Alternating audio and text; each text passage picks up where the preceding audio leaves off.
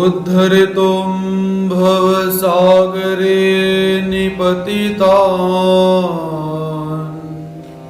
जीवाः सदा दुःखितान् दद्रेयो प्रतिमां परवशश्चैतन्यमूर्ति पराम् कैवल्याध्वनिनागदेव प्रवर पान्थकृतो येन स देवश्चक्रधर शरण्य शरणो नान्तं निशं पातु मां। श्री गोपाल कृष्ण महाराज की जय। सच्चिदानंद घन परमेश्वर अवतार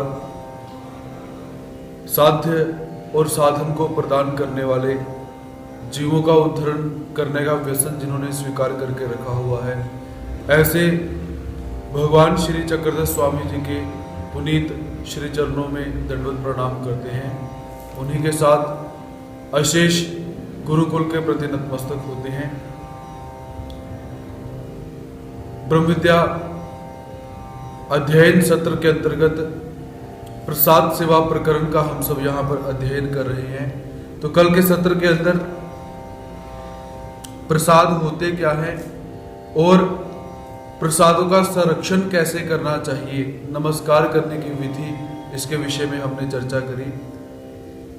तो अब आज के सत्र के अंदर, आज के समय के अंदर हमें कौन कौन से प्रसाद नमस्कार करने के लिए प्राप्त होते हैं या कौन कौन से प्रसाद होते हैं।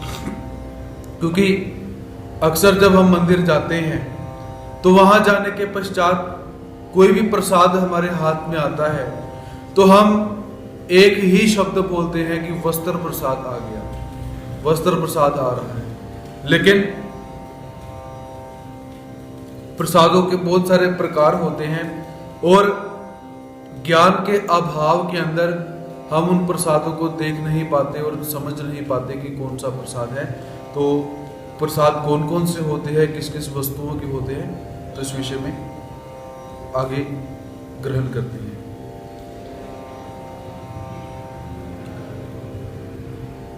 आता विशेष संबंध पदार्थ चीनावे सांगी जतसी जति। आता अर्थात अब विषय संबंध, विषय संबंध किसे कहते हैं कि जो वस्तुएं परमात्मा के उपयोग में गई हुई हैं, परमात्मा ने उन्हें उपयोग में लाया हुआ है, ऐसे पदार्थों के जो नाम है वो बताने जा रहे हैं। कापूस कोसला रोम चर्म धातु दात काष्ठ पाषाण। सबसे पहले वस्तु क्या है? कापूस। कापूस अर्थात जो रुई का हम प्रयोग करते हैं, वो रुई की बहुत सारी वस्तुएं परमात्मा के उपयोग में गई हुई हैं। उसके पश्चात कोसला। कोसला कहते हैं रेशमी वस्त्र को, और मुख्य रूप से कोसला शब्द रेशम का जो कीड़ा होता है उस कीड़े के लिए प्रयोग किया गया है। तो यहाँ पर रेशमी जो वस्त्र है उसके रूप में कोसला अर्थ यहाँ पर प्रयुक्त है। रोम। रोम कहते हैं जो जानवरों के बालों से जो वस्त्र बनते हैं उसे रोम कहा जाता है। चर्म। चर्म अर्थात चमड़े की जो वस्तुएं बनी होती हैं उन वस्तुओं को भी परमात्मा ने अपने उपयोग में लाया हुआ है। धातु। धातु अर्थात चांदी, सोना, पीतल, तांबा और लोहा इत्यादि धातुएं जो परमात्मा के उपयोग में गई हुई हैं, ये भी प्रसाद में प्राप्त होते हैं। दांत।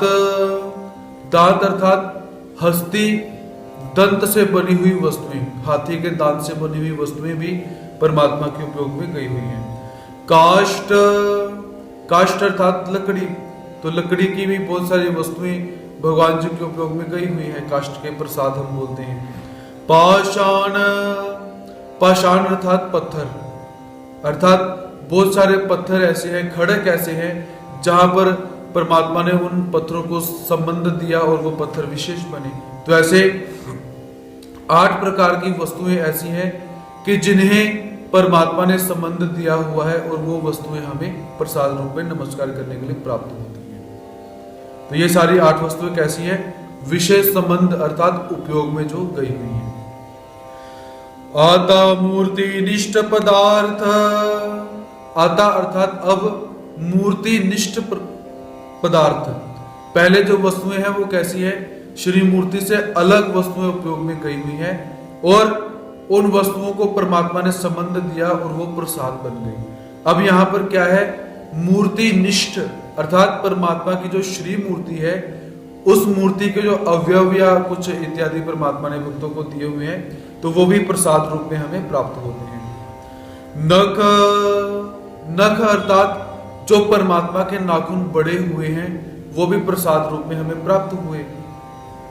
दाढ़। दाढ़ के विशेष, दाढ़ का विशेष भी हमें प्राप्त होता है श्री गोविंद प्रभु महाराज जी की दाढ़, और नाखून भी श्री गोविंद प्रभु महाराज जी का। केश कलाप। केश कलाप कहते हैं केशों का समूह, केशों का गुच्छा, कि जैसे श्री गोविंद प्रभु महाराज जी का जो केश है उनके वो बहुत बड़े बड़े हैं, जैसे स्त्रियों के बड़े बड़े केश होते हैं। तो जब श्री गोविंद प्रभु महाराज जी कंघी किया करते थे तो उसमें से बहुत सारे बालों का गुच्छा निकलता था, तो वो भी प्रसाद रूप में हमें प्राप्त होता है। अनुलेपन। अनुलेपन अर्थात ऊटी। जैसे हमने पूजा अवसर के अंदर पढ़ा कि भगवान जी को ऊटी लगाया करते थे या चंदन इत्यादि लगाया करते थे। तो चंदन लगाने के पश्चात जब वो चंदन उतारा जाता था तो उसमें क्या है कि परमात्मा की कुछ शरीर का, चमड़ी का कुछ अंश उसमें पाया जाता था, तो वो भी प्रसाद रूप में हमें प्राप्त होता है। तो इन 4 पदार्थों को क्या कहा जाता है? मूर्ति निष्ठ प्रसाद। मूर्ति निष्ठ प्रसाद। और ये 2 प्रसादों कैसे हमें जो भेद हैं वो भेद हमें प्राप्त होते हैं। या मूर्ति निष्ठा पदार्था माजे दंडवत। अब ये सारे के सारे प्रसाद हमें प्राप्त तो होंगे नहीं, ना तो मिलेंगे, और अगर और दुर्दैव हमारा हुआ और दुर्भाग्य हमारा हुआ तो नमस्कार करने के लिए भी हमें प्राप्त नहीं होंगे। तो इसलिए शास्त्रकार क्या कहते हैं कि या मूर्ति निष्ठा पदार्था माजे दंडवत, कि ये मूर्ति निष्ठ प्रसाद जहां जहां पर भी हो, जिस स्थान पर भी हो, तो वहां पर पड़े हुए ही मैं यहां से उनको दंडवत करता हूं, नमस्कार करता हूं, ऐसा भाव यहां पर बताया गया है। आता कापूसांतु अवगी सुतावे वस्त्रे आली। पीछे हमने पढ़ा था कापूस अर्थात रुई के बहुत सारे वस्त्र इत्यादि परमात्मा के उपयोग में गए हैं, तो वो कौन कौन से हैं? अब कापूसांतु अर्थात रुई के रूप में जो वस्त्र इत्यादि परमात्मा के संबंध में गए हैं उनका वर्णन यहाँ पे किया जा रहा है। आंगी, आंगी कहते हैं कुर्ते को, कि जो तनियों वाला कुर्ता होता है उसे आंगी कहा जाता है। तो ये भी क्या है, रुई इत्यादि से जो वस्त्र बने हुए हैं उस, तो ये आंगी भी उसकी ही बनी हुई है। टोपरे, टोपरे कहते हैं टोपी को। तो भगवान श्री चक्रधर स्वामी जी की जो टोपी है वो भी रुई से ही इत्यादि बनी है, क्योंकि रुई से आगे जाकर धागा बनता है, ऊन बनती है, उस धागे से आगे जाकर वस्त्र बनता है। बहिर्वासु, बहिर्वास किसे कहा जाता है, जो वस्त्र बाहर से धारण किया जाता है, ऊपर से धारण किया जाता है, उसे बहिर्वास कहा जाता है। फुटा, फुटा अर्थात जो उपरना होता है उसे फुटा कहा जाता है। ये भी कापुसांतु अर्थात रुई इत्यादि से वस्त्र बने हुए हैं। पर्दनी, पर्दनी जो स्नान का वस्त्र होता है, जिसे अंगोछा हम कहते हैं, जो घुटनों तक आता है। जैसे आज के समय में जो पुरुष वर्ग है स्नान करने के लिए जाते हैं और टावल को बांधते हैं, तो वैसी जब श्री गोविंद प्रभु महाराज जी और भगवान श्री चक्रधर स्वामी जी स्नान करने के लिए जाया करते थे, तो इस पर्दनी का वो प्रयोग किया करते थे। पासवड़ी, पासवड़ी अर्थात चद्दर, चद्दर कैसी, छोटी चद्दर जो नीचे बिछाई जा सकती है, ऐसी। पासोड़ा, पासोड़ा अर्थात बड़ी चद्दर जो भगवान जी ऊपर लिया करते थे। औदास्याची दुटी, औदास्याची दुटी अर्थात जिस दुटी के माध्यम से परमात्मा की उदासीनता समाप्त हो गई और परमात्मा प्रसन्न हुए। डोमीग्राम का जो चरित्र है हमने पढ़ा हुआ है पहले, कि भगवान श्री चक्रधर स्वामी जी किसी कारणवश उदास हो जाते हैं। बाईसा माता जी, नागदेवाचार्य जी, माही भट्ट जी इत्यादि भगत भगवान जी के पास हैं।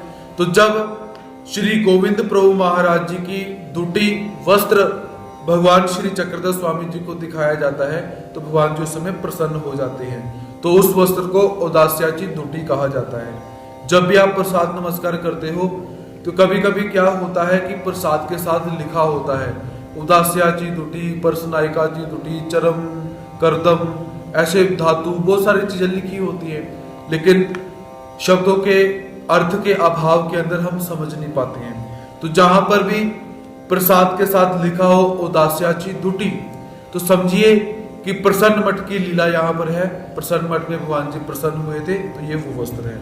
और दुटी से कहा जाता है कि जिस वस्त्र को बीच में से सीन मारकर दो वस्त्रों को जोड़ा हुआ हो, ऐसा वो वस्त्र, उसे दुटी कहते हैं। परसनायकाची दुटी, ये परसनायक एक अन्य सन्यासी हैं, तो भीड़ के अंदर भगवान जी से मिलने के लिए आए हुए हैं। तो वहां पर आने के पश्चात भगवान जी को इन्होंने एक वस्त्र दुटी समर्पित की हुई है, तो ये भी हमें नमस्कार करने के लिए प्राप्त होती है। गदो नायकाची जाया तीजे वस्त्र, गदो नायकाची जाया, ये भी चरित्र हमने पूर्व अध्ययन के अंदर पढ़ा हुआ है कि गदो नायक जो एक सरकारी अधिकारी हैं, टोल टैक्स लेते हैं, तो उनके अंदर कुछ उन्हें आरोप लग गया पैसे इत्यादि का, तो राजा ने उन्हें जेल में डाल दिया। तो गदो नायक अपनी पत्नी मलाइसा को बुलाकर कहते हैं कि जाओ भगवान श्री चक्रधर स्वामी जी के पास जाओ, जो डोमीग्राम के अंदर है, और गदो नायक निवासा के हैं। तो भगवान जी का जाकर वस्त्र इत्यादि से पूजन करो और भगवान जी से मेरी रिहाई के लिए फरियाद करो, जैसा उन्होंने बोला। तो जो गदो नायकाची जाया तीजे वस्त्र, तो गदो नायक की जो पत्नी है उसने भी भगवान जी को दो वस्त्र समर्पित किए हैं, तो वो भी वस्त्र हमें प्रसाद रूप में प्राप्त होते हैं। दोनी करड़ खले, दोनी करड़ खले, दोनी करड़ खले अर्थात करड़ जैसे जो मूंगफली है उसका तेल होता है, अर्थात ऑरेंज और रेड कलर का मिक्स, ऐसा कुछ वो तेल बनता है। तो ऐसे करड़ खले, खले किसे कहते हैं, जिस वस्त्र को खल दी जाती है, माया, अर्थात आप बाजार जाकर वस्त्र को माया देते हो और वस्त्र कैसा हो जाता है, बिल्कुल वो टाइट हो जाता है, तो उसे कहते हैं करड़ खले, अर्थात ऐसा वस्त्र जिसका रंग ऑरेंज जैसा है और वो कैसा है, माया दिया हुआ उत्तम वस्त्र है। तो ऐसा दो वस्त्र जो है वो भी परमात्मा के संबंध में आए हुए हैं। गोगोचे वस्त्र, ये भी एक भक्त का नाम है, तो इसका चरित्र हमें प्राप्त नहीं होता। तो ये भी परमात्मा के पास आया, श्री गोविंद प्रभु महाराज जी के पास, और श्री गोविंद प्रभु महाराज जी को वस्त्र समर्पित किए। कुरे मातंगाची त्रिवड़ी, कुरे गांव के अंदर निवास करने वाला एक मातंग है, तो उस मातंग ने भी भगवान श्री गोविंद प्रभु महाराज जी को एक दुटी समर्पित की हुई है, एक वस्त्र समर्पित किया हुआ है। तो वो वस्त्र भी हमें नमस्कार करने के लिए प्राप्त होता है। तो कुरहे ये एक गांव का नाम है, और मातंग अर्थात ये एक छोटी जाति का व्यक्ति है, क्योंकि उस समय क्या है कि बहुत छुआछूत मानी जाती है, और रितुपुर के अंदर वैसे ही छुआछूत बहुत चलती है। तो ये एक छोटी जाति का व्यक्ति भगवान श्री गोविंद प्रभु महाराज जी के पास आता है। तो भगवान जी के जब पास आता है तो ये क्या करता है कि साल के अंदर 3 उत्तम प्रकार के वस्त्रों को बनाता है। उस समय वस्त्र बनाने की मशीन तो है नहीं, अच्छी तरह से हाथ से वस्त्र बनाता है, और एक वस्त्र 20 दाम का बेचता है। 3 वस्त्र बनाता है, और माहिम भट्ट जी क्या किया करते थे कि इसके पास जाते, 60 आंसू देकर जो वस्त्र है इसके पास से लेते, और भगवान जी को आकर समर्पित किया करते थे। तो एक बार क्या हुआ, माहिम भट्ट जी इसके पास आए हुए हैं, तो माहिम भट्ट जी ने इसे निवेदन किया कि ये जो वस्त्र तुमने बनाए मुझे दो। तो ये कुरे मातंग क्या कहता है कि इस बार मैं तुम्हें 2 वस्त्र दूंगा, जो तीसरा वस्त्र है वो भी मैं तुम्हें दूंगा, पर मैं इसके पैसे तुमसे नहीं लूंगा, ये तुमने श्री गोविंद प्रभु महाराज जी को मेरी तरफ से भेंट करनी है। तो माहिम भट्ट जी कहते कि ऐसा नहीं, मैं तो पूरे पैसे दूंगा।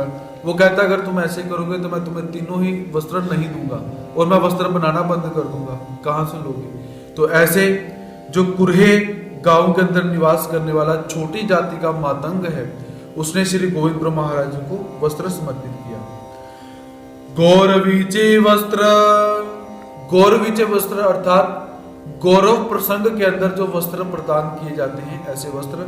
तो एक बार क्या हुआ कि एक स्त्री, उसने भगवान श्री गोविंद प्रभु महाराज जी से मन्नत मांगी कि मेरा पुत्र ठीक हो जाए, तो जब इसका विवाह होगा तो उस विवाह के अंदर जो एक गौरव अर्थात बड़े को वस्त्र दिया जाता है, मिलनियां कराते हो नहीं, वैसा ही प्रकार यहाँ पर कि जो बड़े को वस्त्र देकर सम्मानित किया जाता है, तो उस बड़े के स्थान पर मैं आपको बुलाकर सम्मानित करूंगी। तो ऐसा उसने बोला।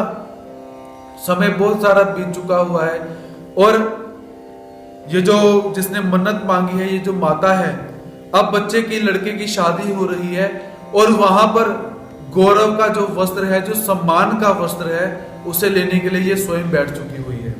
तो श्री गोविंद प्रभु महाराज जी वहां गए और जाकर जोर से चपेट मारी, भाई तूने मुझे कहा था कि मैं आपको समर्पित करूंगी, अब समय आया तो तू खुद बैठी हुई है। तो ऐसे उसे याद आया कि हाँ मैंने ऐसी सुखना डाली थी, तो मैं भूल गई। फिर भगवान श्री गोविंद प्रभु महाराज जी वहां पर बैठे, तो उसने वो गौरव प्रसंग का जो वस्त्र है भगवान जी को समर्पित किया हुआ है। ऐसे गौरवीचे वस्त्र। द्रावड़ देशीचे वस्त्र, द्रावड़ देशी अर्थात ये एक देश है, शायद तमिलनाडु इसे कहते हैं। तो यहाँ पर एक ब्राह्मण निवास किया करता था जिसका नाम था विष्णु शर्मा। तो विष्णु शर्मा ब्राह्मण ने भविष्य पुराण खोला, और उसमें क्या देखता है, उसमें लिखा हुआ था कि ऐसे ऐसे ऋतुपुर के अंदर श्री गोविंद प्रभु महाराज जी ईश्वर ने अवतार को धारण किया हुआ है। तो किसी एक मत के अनुसार कल्प काव्य उसने पढ़ा, तो मन में विचार आया कि चलो देखें कि ये भविष्य पुराण सही है या गलत है। तो वो क्या करता है, बैल लेता है, और बैल में अच्छा सामान लादकर अपने बच्चों और पत्नी को साथ लेकर अमरावती ऋतुपुर की तरफ पर प्रस्थान करता है। तो वहां पर जाकर उसने श्री गोविंद प्रभु महाराज जी को देखा। उस समय श्री गोविंद प्रभु महाराज जी जो वहां पर खेल क्रीड़ा कर रहे हैं। तो वहां पर क्या हुआ, जाकर उसने देखा कि लक्षण क्या क्या है, जो मैंने पढ़ा क्या वो सामने दिखाई दे रहा है। जो जो पढ़ा था उस भविष्य पुराण के अंदर, वैसे वैसे लक्षण श्री गोविंद प्रभु महाराज जी के पास जाकर देखे। तो वो ब्राह्मण विष्णु शर्मा भगवान जी के पास जाकर क्या कहता है कि हे प्रभु आप कौन हो। क्या आप ईश्वर अवतार हो, क्या आप परमेश्वर अवतार हो? तो भगवान श्री गोविंद प्रभु महाराज जी उस समय एक श्लोक बोलते हैं, वो क्या है? नाहम मनुष्यो न च देव यक्षो न ब्राह्मण क्षत्रिय वैश्य शूद्रा न ब्रह्मचारी गृही वनस्थो भिक्षुर नहम चाहम निज बोध रूप। तो भगवान जी क्या कहते हैं कि नाहम मनुष्यो, ना तो मैं मनुष्य हूं, न च देव यक्षो, ना मैं देवता हूं, ना मैं यक्ष हूं, न ब्राह्मण क्षत्रिय वैश्य शूद्र, ना मैं ब्राह्मण हूं, ना मैं क्षत्रिय हूं, ना मैं वैश्य हूं, ना मैं शूद्र हूं, और ना हम वनस्थो, न ब्रह्मचारी, ना मैं ब्रह्मचारी हूं, ना मैं वनस्थी हूं, ना मैं सन्यासी हूं, न भिक्षुर न हम, और ना ही मैं भिक्षुक हूं। तो क्या हूं? निज बोध रूप, मैं निज बोध रूप हूं, अर्थात परमात्मा। ऐसा श्री गोविंद प्रभु महाराज जी उस विष्णु शर्मा को बोलते हैं। तो विष्णु शर्मा ने सुना कि हाँ ये पक्का ही परमात्मा ही है, तो फिर उसने भगवान जी को नमस्कार किया, भगवान जी को भोजन भी करवाया, तो ऐसे उसकी भगवान जी के साथ भेंट होती है। तो इस चरित्र के अंदर वो जो द्राविड़ देश से विष्णु शर्मा आया हुआ है, उसने भगवान जी को वस्त्र भी समर्पित किया हुआ है। तो ऐसे द्राविड़ देशी चे वस्त्र, ये जो श्लोक श्री गोविंद प्रभु महाराज जी ने यहाँ पर बोला हुआ है, यही श्लोक भगवान श्री चक्रधर स्वामी जी ने भी बोला हुआ है। और मूल रूप के अंदर शंकराचार्य जब दिग्विजय यात्रा के लिए निकलते हैं, अपनी यात्रा के लिए निकलते हैं, तो रास्ते में उन्हें दो छोटे बालक मिलते हैं। तो शंकराचार्य उनसे प्रश्न करते हैं, और उस प्रश्न के स्वरूप में ये श्लोक वो दो बच्चे शंकराचार्य जी को बताते हैं, जो यहाँ पर भगवान जी ने बोला हुआ है। जोग नायकाचे वस्त्र, तो जोग नायक ये भी श्री गोविंद प्रभु महाराज जी से ही संबंधित भगवान जी का भक्त है। तो इसने भी भगवान श्री गोविंद प्रभु महाराज जी की वस्त्र से पूजा की हुई है। तो एक बार क्या हुआ, भगवान श्री गोविंद प्रभु महाराज जी को मर्दना हुई, मादने हुए, और मादने होने के पश्चात भगवान जी को बहुत सारे वस्त्र समर्पित किए हुए हैं। जो जोगनायक है वो दिखा रहे हैं कि भगवान जी आज ये वस्त्र डालो, भगवान जी ये वस्त्र डालो। तो भगवान जी सारे के सारे वस्त्रों को साइड पे कर रहे हैं कि हमने नहीं डालने। तो जोगनायक कहता भगवान जी डालो, तो भगवान जी कहते जाओ वो वस्त्र लेकर आओ। वो वस्त्र अर्थात, तो जोगनायक मन में विचार करता है कि कौन से वस्त्र, फिर भगवान जी ने कहा वही वस्त्र लेकर आओ। तो जोगनायक को याद आया कि एक बहुत कीमती मूल्यवान वस्त्र मैंने किसी बंबू के अंदर डाल के रखा हुआ है, छुपा के रखा हुआ है। तो ऐसा उसे याद आया, कहता भगवान जी वो वस्त्र मांग रहे हैं। तो जोगनायक गया, जाकर उस बंबू से वो उत्तम वस्त्र निकाला, भगवान जी को दिया। तो भगवान श्री गोविंद प्रभु महाराज जी कहते हैं कि आता माजा होए मने। उसने पूछा भगवान जी अब ठीक लग रहा है? भगवान जी कहते हैं बहुत अच्छा। तो जोगनायक कहता अब अच्छा तो लगना ही है, इतना कीमती कपड़ा तो डाल लिया हो तो अच्छा लगना ही है। तो ऐसे जोगनायक ने भगवान जी को वस्त्र समर्पित किया, और भगवान जी ने वस्त्र को डाला। उत्तरी, उत्तरी कहते हैं कि जो उपरने जैसा ही कपड़ा होता है। आप लोगों ने देखा होगा कि जब किसी की मृत्यु हो जाती है, तो मृत्यु होने के पश्चात शमशान घाट पर जब जाते हैं, तो वहां पर जो अग्निदाह करने के लिए पुत्र खड़ा हुआ है, तो वहां पर जो पंडित है, पंडित उपरना उस पुत्र के कंधे पे रख देता है, कभी इधर रखता है, कभी उधर रखता है। तो उस वस्त्र को उत्तरी कहा जाता है, ऐसा समझ सकते हैं हम। तो वो जो उत्तरी वस्त्र है, ये भी भगवान श्री गोविंद प्रभु महाराज जी को समर्पित किया गया है। जानिवे, जानिवे कहते हैं जनेऊ को।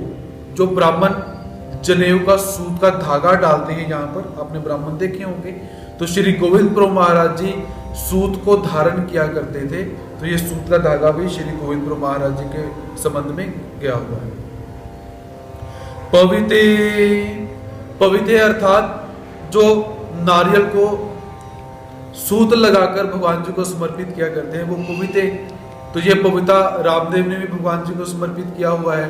और भगवान श्री चक्रधर स्वामी जी ने इंद्रभट्ट की जो पत्नी है गोराइसा, तो वो गोराइसा को भी जब वो गर्भवती है उस समय से पेट दर्द शुरू हो जाता है। तो भगवान जी से मिलकर वो चले गए हैं। तो माता कहती है कि जाओ भगवान जी से निवेदन करो, तो भगवान जी कुछ उपाय बताएंगे। तो इंद्रभट्ट भगवान जी के पास आते हैं, भगवान जी से निवेदन करते हैं कि ऐसे ऐसे, तो उन्हें शर्म आती है, तो भगवान जी समझ जाते हैं ऐसे ऐसे, तो भगवान श्री चक्रधर स्वामी जी अपने गले का पविता उतार के जो इंद्रभट्ट है उसे दे देते हैं। तो ऐसे पविते जो भगवान श्री चक्रधर स्वामी जी के संबंध में गए हैं, वो भी जो सूत का धागा है वो भी हमारे लिए नमस्करणीय है। जुन्या माच्याचा पाटू नव्या माच्याचा पाटू। जुना अर्थात पुराना, माचा कहते हैं जो पलंग होता है, और पाटू अर्थात नवार। आपके घरों में भी वो फोल्डिंग बेड होगा जिसमें नवार लगी हुई है, तो ये उसी पलंग का यहाँ पर निर्देश किया जा रहा है। लेकिन उस समय की जो नवार है वो नवार कैसी है? सफेद सफेद पट्टियां हैं। जो पुराने लोग हैं उन्होंने देखा होगा कि बेड जो पुराने बना करते थे वो कैसे थे। आज के समय के अंदर तो जो नायलॉन की नवार चलती है, तो पुराने समय में सूत की पट्टियां चलती थी सफेद रंग की। तो श्री गोविंद प्रभु महाराज जी के पास जूनिया माच्याचा पाटू, भगवान जी के पास एक पुराना पलंग था, उस पलंग के ऊपर नवार लगी हुई थी सफेद रंग की पट्टियों की, तो वो भी प्रसाद हमें नमस्कार करने के लिए प्राप्त होता है। नव्या माच्याचा पाटू, नव्या माच्याचा पाटू अर्थात नया पलंग जो श्री गोविंद प्रभु महाराज जी के पास आया हुआ है, तो उस पलंग के ऊपर जो नवार लगी हुई है उसके भी प्रसाद हमें प्राप्त होते हैं। सूपवती चारू, सूपवती कहते हैं गद्दी को, तलाई जिसे हम कहते हैं, जो गद्दी हम नीचे लेकर सोते हैं। तो जो गद्दी श्री गोविंद प्रभु महाराज जी नीचे लेकर शयन किया करते थे, तो उसके अंदर की जो रुई है वो रुई भी हमें नमस्कार करने के लिए प्राप्त होती है। हे मुख्य करुणी जे तुल्या वस्त्रा समंदु जाला ते तुल्या सीमा से दंडवत। इन मुख्य वस्तुओं को करके, अर्थात ये एक छोटा सा नमूना हमें यहाँ पर बताया हुआ है। इसके अतिरिक्त और बहुत सारी रुई की वस्तुएं होंगी जो श्री गोविंद प्रभु महाराज जी के संबंध में गई हुई हैं। तो कवि क्या कहता है कि हे मुख्य करुणी, अर्थात जिन वस्तुओं को हमने देखा, इन वस्तुओं को मुख्य करके जेतुलिया समंदु झाला, जिन जिन वस्तुओं को परमात्मा का, भगवान श्री चक्रधर स्वामी जी का, श्री गोविंद प्रभु महाराज जी का संबंध हुआ, उन सभी वस्तुओं को हम नमस्कार करते हैं, दंडवत करते हैं। आता कोसल्यान्तु समग्र पटाउए आली। अब पीछे हमने कोसला पढ़ा था, कोसला अर्थात रेशमी कीड़े के द्वारा बनाया हुआ वस्त्र। अब रेशमी वस्त्र श्री गोविंद प्रभु महाराज जी और भगवान श्री चक्रधर स्वामी जी के संबंध में कौन कौन से गए हुए हैं, उनका वर्णन यहाँ पर किया जा रहा है। बारावानाची दुटी, तो पहले पटाउए आली, कोसले के अंदर जितने भी रेशमी वस्त्र हैं वो सारे के सारे रेशमी वस्त्र इस कोसले के अंदर, कोसले नामक कैटेगरी के अंदर आते हैं। तो कौन कौन से वस्त्र हैं? बारावानाची दुटी, इसके दो अर्थ हम लगा सकते हैं। बारावानाची दुटी अर्थात जिस वस्त्र के अंदर 12 प्रकार के रंग हैं, उस वस्त्र को कहा जाता है बारावानाची दुटी। और दूसरा 12वेची दुटी, जिनके पास सूत्रपाठ कुछ दूसरा होगा तो उनके पास 12वें की दुटी भी यहां पर आ सकता है। तो 12वां अर्थात कुआं। केशव नायक ने जब अपने कुएं का उद्घाटन किया था, उस समय श्री गोविंद प्रभु महाराज जी को एक वस्त्र समर्पित किया था, तो 12वें दुटी भी हम यहाँ पर बोल सकते हैं। और तीसरा अर्थ कि 12वानाची दुटी अर्थात एक ऐसा वस्त्र जिसके अंदर गोल गोल, जिसे हम पैच बोल सकें, ऐसा कुछ लगा हुआ है अलग अलग रंग का। तो ऐसे 12 प्रकार के रंग के पैच लगे हुए हैं, ऐसा वस्त्र। माहिम भट्टाची मेघवर्णी दुटी, तो माहिम भट्टाची मेघवर्णी दुटी अर्थात माहिम भट्ट ने भगवान श्री गोविंद प्रभु महाराज जी को एक दुटी समर्पित करी मेघवर्णी, जिसका रंग कैसा है? नीला नीला रंग है। तो माहिम भट्ट जी के मन के अंदर एक बार क्या हुआ, माहिम भट्ट जी श्री गोविंद प्रभु महाराज जी को उपहार करने के लिए उद्यत हुए और एक बहुत मोल की दुटी अर्थात बहुत महंगा वस्त्र माहिम भट्ट जी भगवान जी के लिए लाए हुए हैं। तो 60 आंसू का वस्त्र लाए हुए हैं, अर्थात बहुत मूल्यवान वस्त्र लाए हुए हैं। और मन में विचार क्या करते हैं कि मैं कितना भाग्यवान हूं कि ऐसा उत्तम इतना महंगा वस्त्र मैं श्री गोविंद प्रभु महाराज जी को समर्पित कर रहा हूं। ऐसा मन के अंदर भाव आया। तो भगवान जी को मर्दना हुई, मादने हुए, तो माहिम भट्ट जी ने श्री गोविंद प्रभु महाराज जी को वस्त्र समर्पित करा। अब भगवान जी कैसे हैं? अंतर्यामी, जान गए कि इसके मन का भाव क्या है। तो भगवान श्री गोविंद प्रभु महाराज जी क्या करते हैं, वस्त्र को लिया, पास में एक नाली थी, उस नाली के अंदर जो उस वस्त्र को डाला, पैर से ऐसे ऐसे पूरा मतलब वस्त्र को पूरा खराब कर दिया जी। तो माहिम भट्ट जी देखते हैं भी ये तो इतना महंगा वस्त्र मैं लेकर आया हूँ, ब्रांडेड, सोचा होगा उन्होंने, ये भगवान जी ने क्या कर दिया। तो नागदेव जी ने बोला कि क्या तुमने मन में कुछ विचार किया था, गलत भाव लाए थे मन में? तो माहिम भट्ट जी कहते हैं हाँ, मेरे मन के अंदर ये भाव आया था कि देखो इतना महंगा कपड़ा मैं भगवान जी को दे रहा हूँ। तो कहते फिर भगवान जी ने तो करना ही है, क्योंकि ये भगवान जी कैसे हैं, गोविंद प्रभु महाराज जी मनमोजी, जो मन में आ गया उसी समय। तो फिर माहिम भट्ट जी ने जाकर भगवान जी को क्षमा याचना मांगी, भगवान जी से प्रार्थना करी कि हे प्रभु मुझे क्षमा करो। तो फिर भगवान जी ने क्षमा किया। फिर उसी वस्त्र को निकालकर धोकर भगवान जी ने डाला, अर्थात डाल लिया बाद में। तो ऐसे माहिम भट्ट की जो मेघवर्णी दुटी है, अर्थात जिस वस्त्र का रंग कैसा है, मेघ के समान है। मेघ कैसे होते हैं? बादल नीले नीले रंग के, आकाश। तो ऐसा उस वस्त्र का रंग है, नीला नीला। तो ऐसा श्री गोविंद प्रभु महाराज ने स्वीकार किया। मेघवर्णी पाग, मेघवर्णी पाग अर्थात खड़कुली के अंदर भगवान श्री चक्रधर स्वामी जी होली खेलने के लिए आए हुए हैं, हमने चरित्र पढ़ा हुआ है। तो समय सारंग पंडित भगवान जी के पास आए, सारंग पंडित ने भगवान जी को भी तिलक इत्यादि लगाया, होली लगाई, भक्तों को भी लगाया।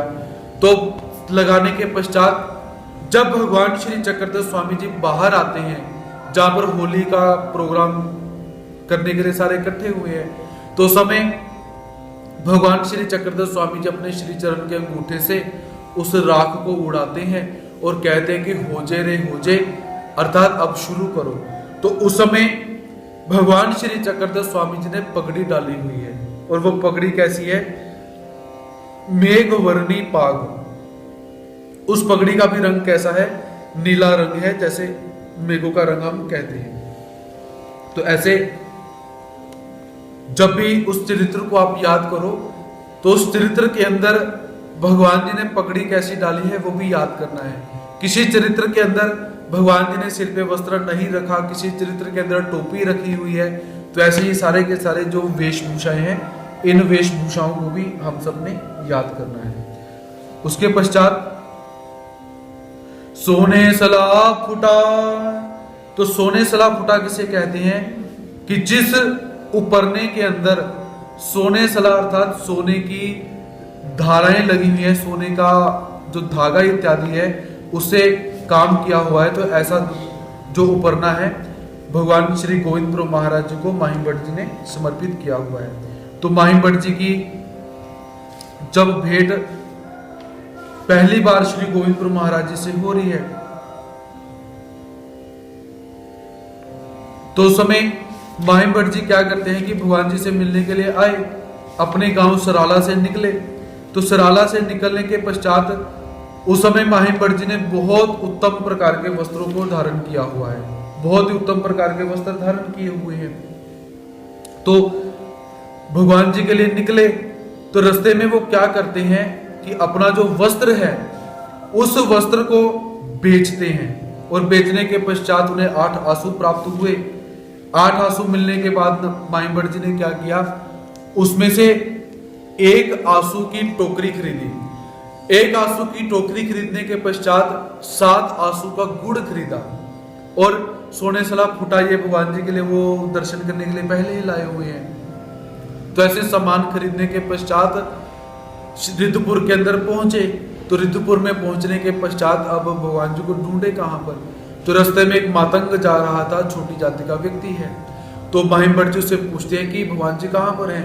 तो वो छोटी जाति का मातंग क्या कहता है कि देखो अभी अभी भगवान जी यहाँ पर थे, अब तिकोपाध्याय जो हैं उनके घर में भगवान जी गए हैं, तुम भी चले जाओ। तो वो छोटी जाति का व्यक्ति आगे गया, माही भट्ट जी ने टोकरी नीचे रखी और टोकरी नीचे रखे माही भट्ट जी क्या करते हैं, उस मातंग को साष्टांग दंडवत प्रणाम करते हैं, नमस्कार डालते हैं। अब देखिए उस समय छुआछूत जाति का ऊंच नीच भाव बहुत अधिक में माना जाता है और माही भट्ट जी उस समय के सबसे प्रकांड विद्वान हैं और उस प्रकांड विद्वान के अंदर नम्रता कितनी आ चुकी है कि वो एक नीच जाति के व्यक्ति को दंडवत डाल रहा है। अर्थात पहले माही भट्ट जी जब भगवान जी से मिलने के लिए आए श्री चक्रधर स्वामी जी से, उस समय माही भट्ट जी कैसे हैं और अब के माही भट्ट जी कैसे हैं ये आप सब जान सकते हो।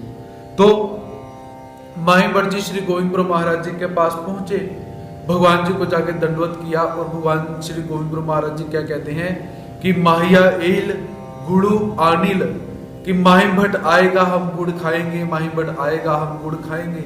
ऐसे बार बार श्री गोविंदपुर महाराज जी बैठकर उसी शब्दों को दोहराते हैं। तो जैसे ही माही भट्ट भगवान जी के पास पहुंचे, भगवान जी को वो गुड़ की जो टोकरी है वो समर्पित करी, तो भगवान जी क्या करते हैं, एक हाथ से ऐसे गुड़ खाते हैं, दूसरे हाथ से फिर गुड़ खाते हैं, फिर उठाते हैं, खाते हैं, फिर खाते हैं। तो गुड़ खाने से क्या हुआ, भगवान जी की जो दाढ़ी है नाभि तक आई हुई है, वो दाढ़ी के अंदर गुड़ सारा गलना शुरू हो चुका हुआ है। तो अंदर अब आयशा माता जी बैठी हैं, उन्होंने देखा कि बाहर शायद कोई भगवान जी को मिलने के लिए आया, भोजन करने के लिए बैठी हुई है। जल्दी जल्दी भोजन किया और बाहर आकर भगवान जी का हाथ पकड़ दिया कि भगवान जी बस करो, आपका पेट दर्द होना शुरू हो जाएगा। क्योंकि श्री गोविंदपुर महाराज जी को भी 2 प्रकार की बीमारियां हैं, एक तो भगवान जी का पेट भी दुखता है और दूसरा कभी कभी मूत्र विसर्जन में परमात्मा को दुख होता है, जो बाथरूम है भगवान जी को वो नहीं आता है। ऐसे श्री गोविंदपुर महाराज ने भी 2 प्रकार की बीमारियों को स्वीकार किया। तो और गुड़ के साथ साथ माही भट्ट जी ने भगवान जी को सोने सलाब फूटा, अर्थात ऐसा एक उपरना है जिसके अंदर सोने की ऐसी पट्टियां लगी हुई हैं, धारियां लगी हुई हैं। तो देखिए वो फूटा कितना महंगा होगा। ये जितने वस्त्र हम अभी सुन रहे हैं ये कोई नॉर्मल वस्त्र नहीं है, बहुत ज्यादा कॉस्टली वस्त्र है ये। अब जो हाथी दांत की वस्तुएं हैं या जानवरों के केशों से जो कपड़े बने हुए हैं, ऐसे बहुत सारे वस्त्र, कैसे बहुत मूल्यवान वस्त्र भगवान जी को भक्तों ने उस समय दिए हुए हैं। तो माही भट्ट जी ने भगवान जी को सोने सलाब फूटा समर्पित किया।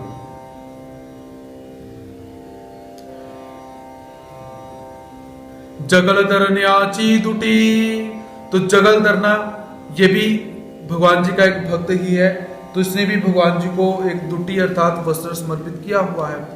राम धरन्याची त्रिवड़ी, तो राम धरना ये भी भगवान जी का एक भक्त है, तो इसने भी भगवान जी को एक दुटी समर्पित करी हुई है, एक वस्त्र समर्पित किया हुआ है। तो ये भगवान श्री चक्रधर स्वामी जी से संबंधित चरित्र है। तो यहाँ पर जिन वस्त्रों का हम अध्ययन कर रहे हैं वो सारे के सारे वस्त्र कैसे हैं, या तो श्री गोविंदपुर महाराज जी से संबंधित हैं या श्री चक्रधर स्वामी जी से संबंधित हैं। तो भगवान श्री चक्रधर स्वामी जी जब अलचपुर के अंदर थे, अचलपुर के अंदर हैं, उस समय भगवान जी का वहां पर 10 महीने का निवास है। तो वहां पर जो राम धरना है इसने भगवान जी को त्रिवड़ी, त्रिवड़ी किसे कहते हैं कि जिस वस्त्र के अंदर 3 पट्टियां हैं, 3 रंग की पट्टियां हैं, ऐसा उसने भगवान जी को समर्पित किया हुआ है। दामूर्ताची त्रिवड़ी, तो दामूर्त ये भी भगवान श्री गोविंदपुर महाराज जी का भक्त है, तो इसने भी भगवान श्री गोविंदपुर महाराज जी को जो वस्त्र है त्रिवड़ी है वो समर्पित करी हुई है। तो इनके जो चरित्र हैं वो चरित्र जब हम चरित्रों का विस्तार पूर्वक अध्ययन करेंगे तब जाकर इन चरित्रों को हम देखेंगे। तो अभी के लिए सिर्फ इतना ही आप ध्यान में रखिए कि किस किस भक्त ने कौन कौन सा चरित्र भगवान जी को समर्पित किया हुआ है। तो ऐसे दामूर्त जो हैं इन्होंने भी भगवान जी से विनती की हुई है कि हे प्रभु, अब दवना पर्व आने वाला है तो आप हमारे घर में आइए। तो ऐसे दवना पर्व करने स्वीकार करने के लिए ये श्री गोविंदपुर महाराज को घर लेकर गया और वहां पर जाने के पश्चात भगवान जी को मर्दना मादनी इत्यादि हुआ, भोजन हुआ, फिर दवने के जो पुष्प हैं वो भगवान जी को समर्पित किए, और साथ में जो त्रिवड़ी है जिसमें 3 पट्टियां लगी हैं, ऐसा वस्त्र समर्पित किया हुआ है। उसके पश्चात क्षीरोदक फुटा। क्षीरोदक फुटा अर्थात क्षीर कहते हैं दूध को, और उदक कहते हैं पानी को। जिस वस्त्र का रंग बिल्कुल सफेद दूध के जैसा है, ऐसा वस्त्र भी श्री गोविंद प्रभु महाराज जी को समर्पित किया गया है। सारनेरा फुटा। तो सारनेरा फुटा अर्थात कि जिसको हम पश्मीना बोले या ऊन का एक प्रकार है, कि पश्मीने के जैसा एक वस्त्र जो बहुत महंगा, आज के समय में भी पश्मीना बहुत महंगी है, तो ऐसा वस्त्र भी भगवान जी को फुटा जो है समर्पित किया गया है। महालाइसाचिया वस्त्राची धारी। महालाइसा अर्थात गदो नायक की जो पत्नी है महालाइसा, तो उसने भी भगवान श्री चक्रधर स्वामी जी को जो 2 वस्त्र समर्पित किए हुए हैं, तो महालाइसा के जो 2 वस्त्र भगवान जी को समर्पित हैं, उन वस्त्रों में से एक वस्त्र ऐसा था कि वस्त्र के अंदर धारियां पड़ी हुई हैं, अलग अलग रंगों की धारियां, तो ऐसे महालाइसा ने भगवान जी को वस्त्र समर्पित किया। गरुड़ नील दुटी। गरुड़ नील दुटी अर्थात जिस वस्त्र का रंग पूरा का पूरा नीला हुआ पड़ा है, क्योंकि गरुड़ का रंग कैसा है, नीला, तो पूरा का पूरा नीला वस्त्र भगवान जी को समर्पित किया हुआ है। तो ऐसे वस्त्र के प्रसाद हमें प्राप्त होते हैं। या पाटवा वस्त्र संबंधासी माजे दंडवत। अर्थात ऐसे बहुत सारे रेशमी जो वस्त्र हैं, उन वस्त्रों को श्री गोविंद प्रभु महाराज जी का और भगवान श्री चक्रधर स्वामी जी का जो संबंध हुआ है, तो ये वस्त्र प्रसाद हमें नमस्कार करने के लिए कब मिलेंगे, कैसे मिलेंगे, या मिलेंगे या नहीं मिलेंगे, इस विषय में शाश्वती नहीं है। तो इसलिए शास्त्रकार क्या कहते हैं कि या पाटाउवा वस्त्र संबंधासी मासे दंडवत, इन सभी रेशमी वस्त्रों को हमारा दंडवत प्रणाम हो, ऐसा निवेदन किया जाता है। आतारो में आंतु 5 वर्णी जाड़ी सोरठी जाड़ी। अब रोम के अंदर कौन कौन से वस्त्र आते हैं? रोम अर्थात जो जानवरों के केशों से वस्त्र बने हुए हैं, उन वस्त्रों में कौन कौन से वस्त्र आते हैं? तो सबसे पहले 5 वर्णी जाड़ी। 5 वर्णी जाड़ी, जाड़ी कहते हैं कि जो शतरंजी हम बोल सकते हैं, या नीचे डालने वाला खेस होता है, मोटा कपड़ा, खेस बोल सकते हैं, दरी बोल सकते हैं, दरी। तो जिस दरी के अंदर 5 रंग हैं, तो ऐसी दरी के वस्त्र प्रसाद भी हमें प्राप्त होते हैं। सोरठी जाड़ी।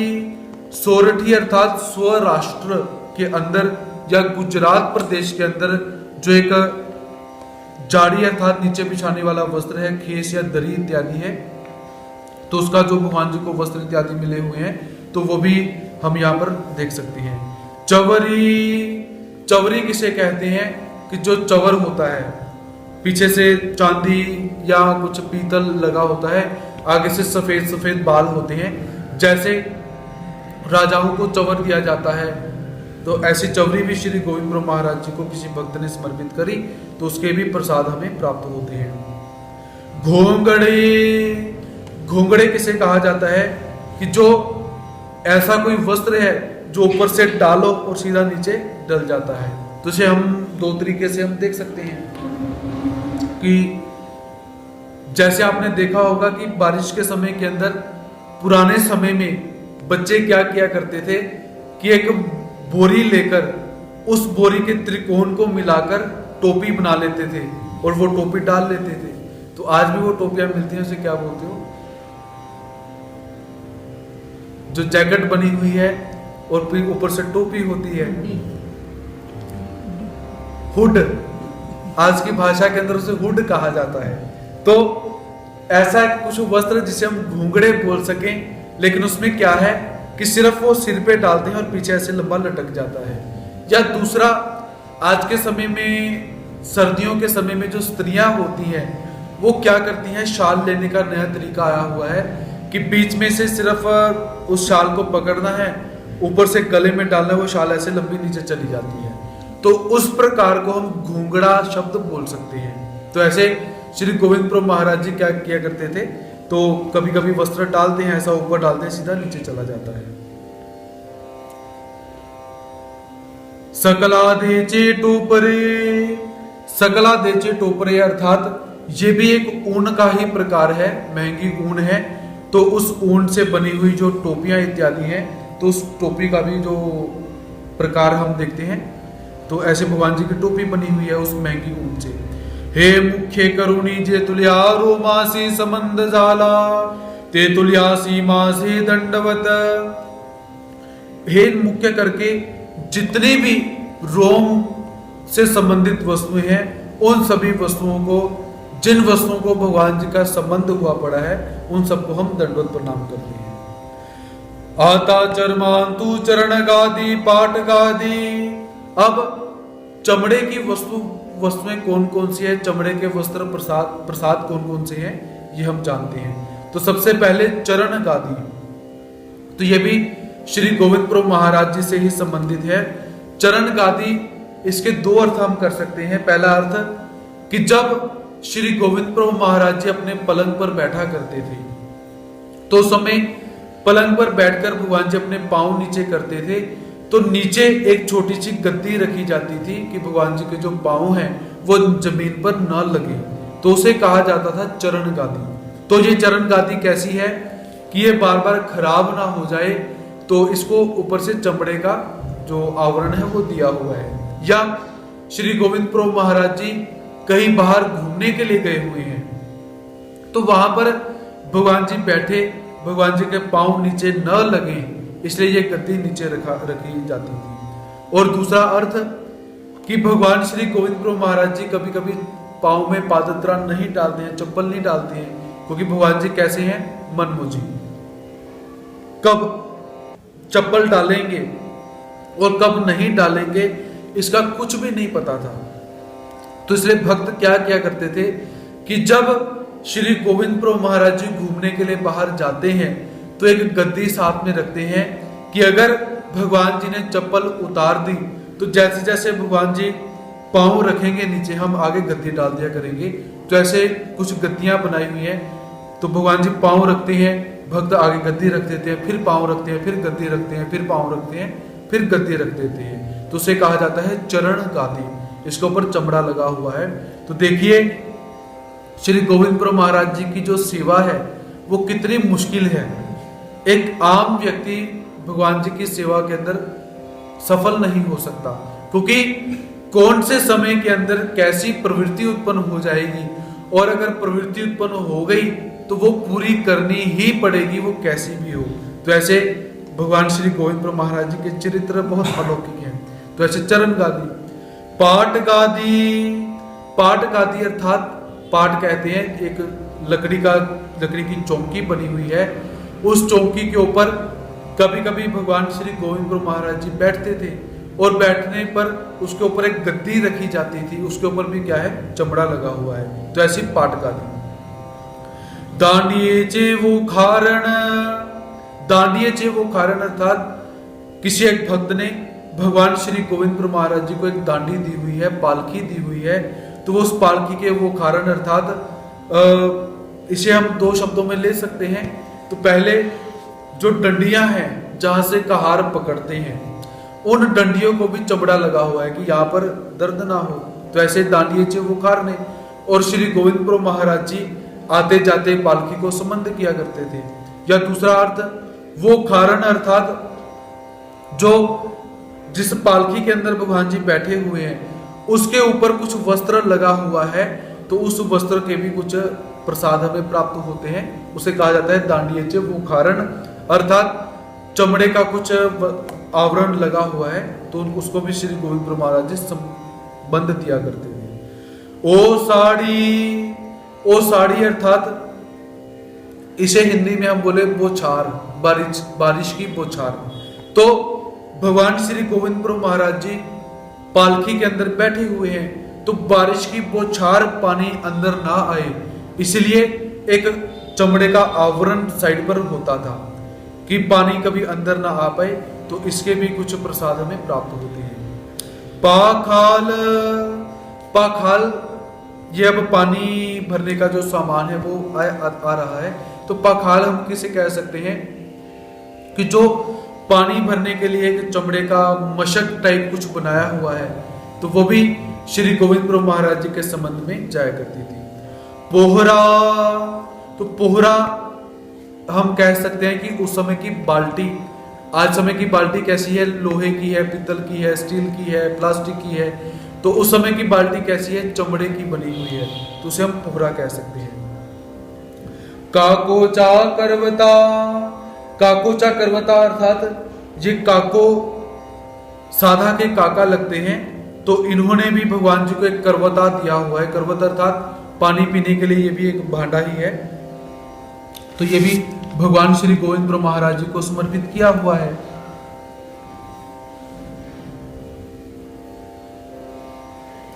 सागल, सागल अर्थात ये पूरे के पूरे रूप में इसे हम मशक बोल सकते हैं, तो इसकी ये भी चमड़े की बनी हुई है, तो ये भी श्री गोविंद प्रभु महाराज जी के संबंध में गई हुई है। उपान हो, उपानो अर्थात चप्पल, पादत्राण, तो श्री गोविंद प्रभु महाराज जी के संबंध में जो चप्पलें गई हुई है वो भी कैसी थी, चमड़े की थी, तो इसके भी प्रसाद हमें कुछ प्राप्त होते हैं। हे मुख्य करुणी जे तुल्या चरमासी समंदु झाला ते तुल्यासी मासी दंडवत। हे मुख्य करके अर्थात जिन वस्तुओं को हमने पढ़ा, इन सभी वस्तुओं को मुख्य करके जिन जिन चमड़े की वस्तुओं को परमात्मा ने संबंध दिया हुआ है, उन सभी वस्तुओं को हमारा दंडवत प्रणाम नमस्कार। आता धातु आंतु वांकी, अब धातु के अंदर कौन कौन सी वस्त्र, कौन कौन से प्रसाद आते हैं, उसका यहाँ पर विश्लेषण किया जाता है। तो सबसे पहले क्या है, वांकी। वांकी किसे कहते हैं, पायल को, और वो कैसी है, चांदी की। तो श्री गोविंद प्रभु महाराज जी को चांदी की जो पायल है, वो चांदी की पायल पहनाई जाती है, लेकिन वो चांदी की पायल कैसी है, श्री गोविंद प्रभु महाराज जी को एक ही पांव में भगवान जी डालते हैं। तो जब भी भक्त भगवान जी को पायल धारण करवाते हैं, तो भगवान जी क्या करते हैं, एक पांव की पायल उठा के फेंक देते हैं, एक ही पांव में वो डाला करते थे। तो ऐसे उस पायल को क्या कहा जाता है, वांकी। तो ये चांदी की बनी हुई है। उसके पश्चात सांखले, सांखले किसे कहा जाता है कि जो गले के अंदर चांदी या सोने की माला इत्यादि डाली जाती है, उसे सांखले कहा जाता है। तो अब ये किस भक्त ने भगवान जी को समर्पित किए हुए हैं, उसका चरित्र थोड़ा सा देखते हैं, क्योंकि आगे सारे वही पदार्थ हमें मिल रहे हैं। तो जगलदरना नामक एक भक्त है, ये श्री गोविंद प्रभु महाराज जी के सन्निधान में आया जाया करते हैं। तो इन्होंने भगवान जी को बहुत सारी वस्तुएं समर्पित की हुई है, जिसके अंदर दांडी, हमने पहले पढ़ा कि दांडी चौबुखार ने, ये दांडी अर्थात पालकी जो है, ये भी जगलदरने ने भगवान जी को समर्पित की हुई है। और नवा माचा, दुटी, वांकी, सांकले, कांबी, गांगाल, तांभान, ताट, वाटे, वाटी, आरिसा, फनी, लोहो, दोनी, तांब, कलश, जाड़ी, ऐसी जो वस्तुएं हैं, ये सारी की सारी वस्तुएं जो जगलदरना नामक भक्त है उसने भगवान जी को समर्पित करी हुई है। इसी के साथ भगवान जी को वो गाय भी दिया करता था। जब तक वो गाय दूध दिया करती थी, तब तक वो गाय भगवान जी के पास रहती थी। जब वो गाय दूध देना बंद कर देती, तो जगलदरना क्या किया करता, वो गाय वापस लेकर भगवान जी को और गाय दे दिया करता था। तो ऐसे ये सारी की सारी वस्तुएं जिसका हम अध्ययन करने वाले हैं, ये सारी की सारी वस्तुएं जगलदरना जो भक्त है उसने भगवान जी को समर्पित की हुई है। कांबी, कांबी किसे कहते हैं, चांदी या सोने की पट्टी है, क्योंकि भगवान श्री गोविंद प्रभु महाराज जी के जो केश हैं वो बहुत बड़े हैं, तो भगवान जी भी हेयर बैंड लगाया करते हैं। आज के समय में हेयर बैंड कैसा है, प्लास्टिक का। उस समय भगवान जी हेयर बैंड लगाते हैं, वो कैसा है, चांदी का या सोने का, एक पट्टी हम बोल सकते हैं। या सांखले, गले में डालने वाली संगल, या कमर में बांधने वाली संगल या कांबी हेयर बैंड हम बोल सकते हैं। आज के समय में भी आप देखते हो कि जो सिंगर होते हैं बड़े बड़े, उन्होंने बड़े बड़े बाल रखे होते हैं, गायक होते हैं जो, और वो क्या करते हैं, एक हेयर बैंड लगाते हैं ऐसे, तो बाल कैसे हैं, डिजाइन बन जाता है। तो ऐसा ही कुछ प्रकार श्री गोविंदपुर महाराज जी की कांबी से संबंधित है। तो भगवान जी हेयर बैंड भी लगाया करते हैं, तो क्योंकि भगवान जी के बाल बड़े हैं। या कांबी अर्थात एक सोने की या चांदी की पट्टी जो कमर में बांधी जाती है। आज के समय में बेल्ट डालते हैं, उस समय में भी कुछ पट्टी इत्यादि भगवान जी उस समय बांधते हैं, उसे कांबी कहा जाता है। पाली मांडी, पाली मांडी अर्थात आरती की जो थाली है उसे पाली मांडे कहा जाता है। या जिसके अंदर कुछ पूजा का सामान रखा हुआ है उसे पाली मांडे हम बोल सकते हैं। आरती, आरती अर्थात भगवान जी को जिस आरती में थाली में आरती की जाती थी तो उसे आरती कहते हैं। थाला, थाला अर्थात बहुत बड़ी थाली है, जैसे आज के समय में हम परात बोल सकते हैं, ऊपर से उसके कुंडे भी लगे हुए हैं, उसे थाला कहा जाता है। तो ये थाला कैसा है, इसके कुंडे थोड़े से बाहर की तरफ हैं। आप परात देख लीजिए, आपको थाला समझ में आ जाएगा। ताट, ताट अर्थात थाली, जिसके अंदर भगवान जी भोजन किया करते थे उसे थाली कहा जाता है। और ताट अर्थात उसके छोटे से छोटे कुंडे हैं और ऊपर से कुंडे कैसे हैं, मोल्ड हुए पड़े हैं, उसे हम ताट कह सकते हैं। वाटे, वाटे अर्थात जो कटोरा होता है, कटोरे हमने घर में देखे। अब कटोरा कैसा है, कटोरे का जो साइड का स्पेस रहती है वो सीधी जाती है, उसके जो कंडे होते हैं वो परात की तरह मुड़े नहीं हुए हैं, सीधे हैं, उसे कहा जाता है वाटे। वाटी, वाटी अर्थात छोटी कटोरी जिसके अंदर हम सब्जी इत्यादि खाते हैं। आरिसा, आरिसा अर्थात शीशा, दर्पण जिसे हम मुख देखते हैं। अब शीशे को धातु के अंदर लिया हुआ है, तो क्या शीशा धातु का होता है?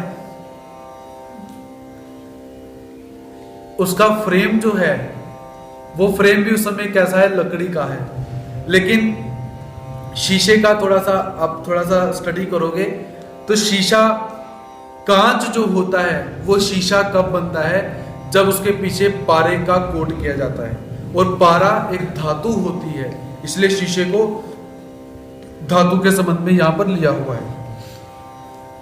पोफल फोड़ना, पोफल फोड़ना अर्थात सरोता, सरोता अर्थात जिससे सुपारी काटी जाती है उसे पोफल फोड़ना कहते हैं। तो ये भी हमारे पंथ में प्रसाद हमें नमस्कार करने के लिए मिलता है। लोहो, लोहो अर्थात कढ़ाई, जिसके अंदर भगवान जी के लिए पानी गर्म किया जाता था, श्री गोविंदपुर महाराज जी के लिए ऐसी कढ़ाई। गांगाड़, गांगाड़ इसे हम कह सकते हैं कि पानी गर्म करने के लिए एक बड़ा सा बर्तन। तो कैसा है कि आप लोगों ने पुराने बर्तन देखे होंगे, या आज के समय में आप चुन्नियों को रंग करवाने के लिए जाते हो, वो चुन्नियों को रंग करवाने के लिए बर्तन रखा जाता है, गोल सा पित्तल का बर्तन है, ऐसा गोल सा बर्तन है, बाहर कुंडे लगे हुए हैं, तो उसे हम गंगाल बोल सकते हैं। तांबान, तांबान ये भी एक पानी गर्म करने का बर्तन है। ये कैसा है, तांबे का बना हुआ है। और ये कैसा है, गंगाल, इसे हम गोल बोल सकते हैं। ये तांबान ऊंचाई के अंदर थोड़ा सा लंबा है, तो इसे हम उसमें ग्रहण कर सकते हैं। दोनी तांब कलश, दोनी तांब कलश अर्थात तांबे के जो कलश होते हैं वो भी भगवान जी के संबंध में गए हुए हैं। तांबे के कलश कौन से, समझने के लिए आप लोगों ने देखा होगा कि कभी कभी जब गुरु पूजन करने के लिए हम महाराष्ट्र में जाते हैं तो वहां पर क्या है, गुरु जी के लिए बड़ा आसन लगाया हुआ है, और आसन में क्या है कि साइड पर छोटी छोटी गड़बियां रखी हुई हैं, बीच में पान के या आम के पत्ते रखे हुए हैं, मूली बांधी हुई है, ऊपर नारियल रखा हुआ है। तो तांब कलश, गड़वी जो होती है वो भी दो प्रकार की होती है। एक गड़वी जो हम घर में प्रयोग में लाते हैं पानी के लिए, दूसरी गड़वी जो पूजा के काम की आती है, जो गड़वियां लंबी होती हैं, गोल नहीं है, लंबियां हैं, वो पूजा के सामान में उपयोग होती हैं। जो गोल होती हैं उसका हम घर में प्रयोग कर सकते हैं। तो यहाँ पर क्या है, दोनी तांब कलश। तांब कलश अर्थात तांबे की दो गड़वियां जो कैसी हैं, लंबी हैं, ऊपर नारियल इत्यादि रखा जा सकता है। नहीं, लुटिया वो छोटे चरणामृत के लिए जो होती है उसे लुटिया बोला जाएगा। तो यहाँ पर लुटिया शब्द प्रयोग नहीं किया जा सकता। अंबिनाथी चेतांबे। अंबिनाथी अर्थात जो महादेव का एक लिंग बना हुआ है, अचलपुर के अंदर ही भगवान जी का निवास है। तो भगवान जी वहां पर, भगवान श्री चक्रधर स्वामी जी उस महादेव के लिंग को स्पर्श करने के लिए जाते थे, वीड़ा चढ़ाया करते थे। तो भगवान जी ने उसे स्पर्श किया हुआ है। तो उस महादेव के जो पिंड बना हुआ है, जो लिंग बना हुआ है, उसे उस समय तांबे का आवरण दिया हुआ है, तांबा लगा हुआ है। तो भगवान जी उसे बार बार स्पर्शित करते हैं। तो इस अंबिनाथ के तांबे का जो प्रसाद है धातु का, ये भी हमें नमस्कार करने के लिए हमें प्राप्त होता है। चौरंगाचे लोहो। चौरंगाचे लोहो अर्थात सारंग पंडित भगवान श्री चक्रधर स्वामी जी को भोजन करने के लिए जब आमंत्रित किया करते थे, या श्री गोविंद प्रभु महाराज जी भोजन करने के लिए बैठते थे, तो सामने एक चौरंग रखा जाता था जिसकी साइडों पर लोहा लगा हुआ करता था। तो उसका जो लोह है वो भी कैसा है, नमस्करणीय है। राजमठी चे कवाड़ा चे लोहो। राजमठ अर्थात डोमे ग्राम के अंदर का राजमठ और रिद्धपुर के अंदर का जो राजमठ है, दोनों राजमठ हम यहाँ पर ग्रहण कर सकते हैं। तो पुराने समय के अंदर, भगवान जी के समय के अंदर, वहां पर बाहर जो उनके अंदर के जो दरवाजे हैं, उन दरवाजों को लोहा लगा हुआ है। तो प्रभु जब भी अंदर आते हैं, बाहर जाते हैं, तो उस लोहे को स्पर्श करते हैं। तो उस राजमठ के जो दरवाजे हैं, उसकी लक्कड़ है, जो लोहा है, वो भी हमारे लिए कैसी है, नमस्करणीय है। केशव नायकाच्या पौवेचे लोहो।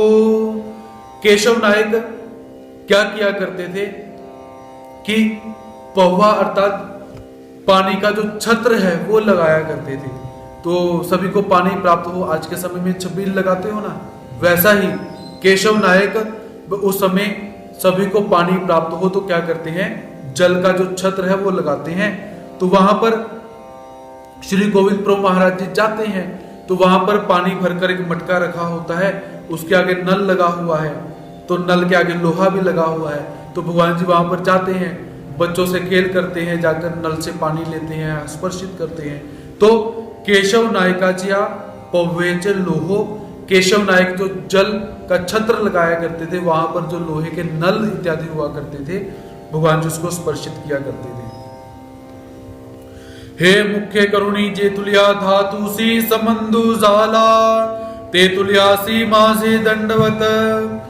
हे मुख्य करुणी अर्थात इन धातु के प्रसादों को मुख्य रूप में जिन जिन धातुओं को भगवान जी ने संबंध दिया हुआ है, उन सभी धातु के प्रसादों को मेरा दंडवत प्रणाम।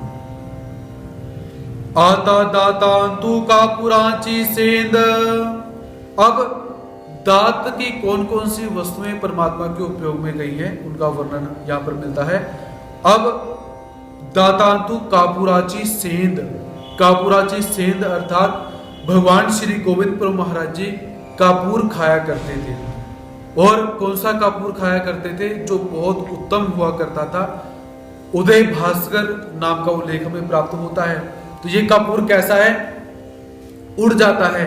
तो भगवान जी का जो कापूर रखने की जो डिब्बी हुआ करती थी, डब्बी, वो डिब्बी कैसी है, हाथी दांत की बनी हुई है।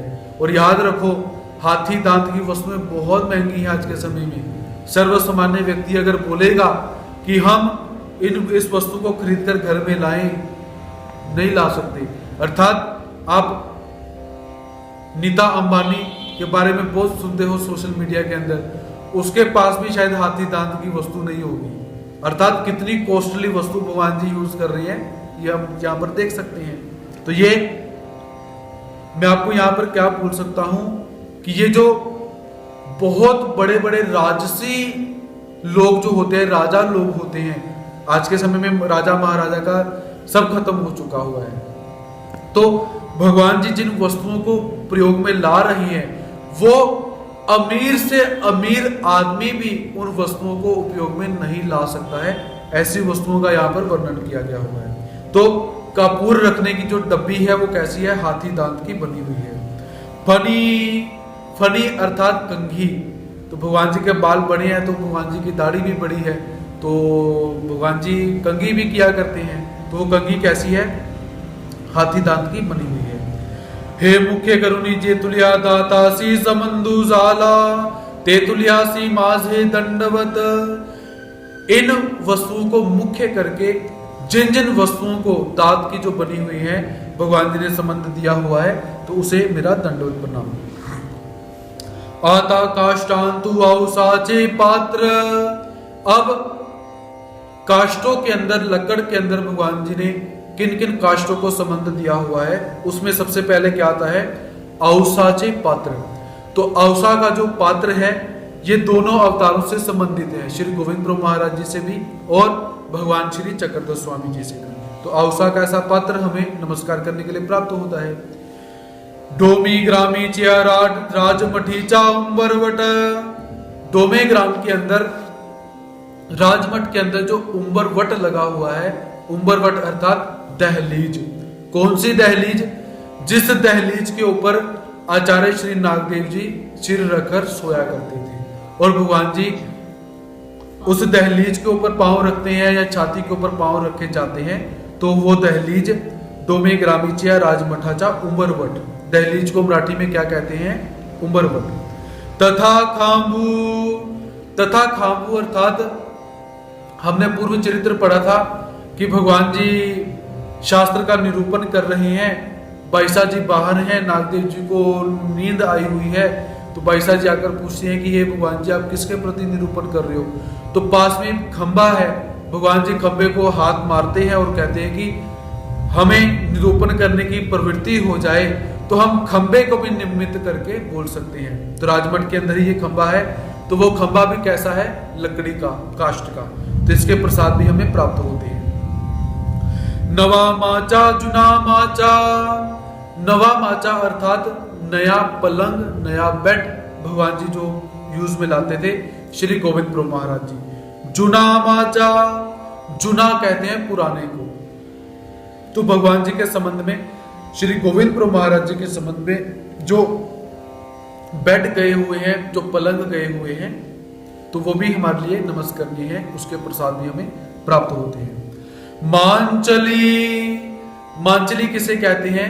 आज की भाषा के अंदर माचोली। तो ये भी कैसे है? एक सिंहासन के तौर पर बना हुआ है। तो इसको समझने के लिए कैसे आप समझ सकते हो कि जैसे एक चौरंग है, तो चौरंग को साइड में भी थोड़ी सी लकड़ लगी है और पीछे ढोल लगाने के लिए भी एक सुंदर सी लकड़ लगी हुई है, उसे माचली कहा जाता है। तो उसे समझने के लिए आप इस आसन को देख सकते हो। इसमें साइड में भी दो चीजें हैं, पीछे भी है, इसे आप माचोली या मांचली आप इसे बोल सकते हो। पाटू, पाट किसे कहते हैं? कि जिस चौरंग के ऊपर, जिस चौकी के ऊपर भगवान जी बैठकर भोजन करते हैं। जैसे आपने देखा कि महात्मा जन सामने चौकी रख के भोजन करते हैं, वैसे ही भगवान श्री गोविंद प्रभु महाराज जी चौकी के ऊपर बैठते हैं और आगे फिर चौकी रखते हैं, फिर भोजन करते हैं। उसे कहा जाता है पाठ। पाठ और चौकी, चौरंग। चौरंगू, चौरंग किसे कहते हैं? जिस चौकी के ऊपर थाली रखकर भगवान जी भोजन करते हैं उसे चौरंग कहा जाता है। तो भगवान श्री चक्रधर स्वामी जी से संबंधित भी हमें प्राप्त हो सकती है और ज्यादातर हमें श्री गोविंद प्रभु महाराज जी से संबंधित ही ये काष्ठों में प्राप्त होते हैं। महाद्वारी जे कवाड़।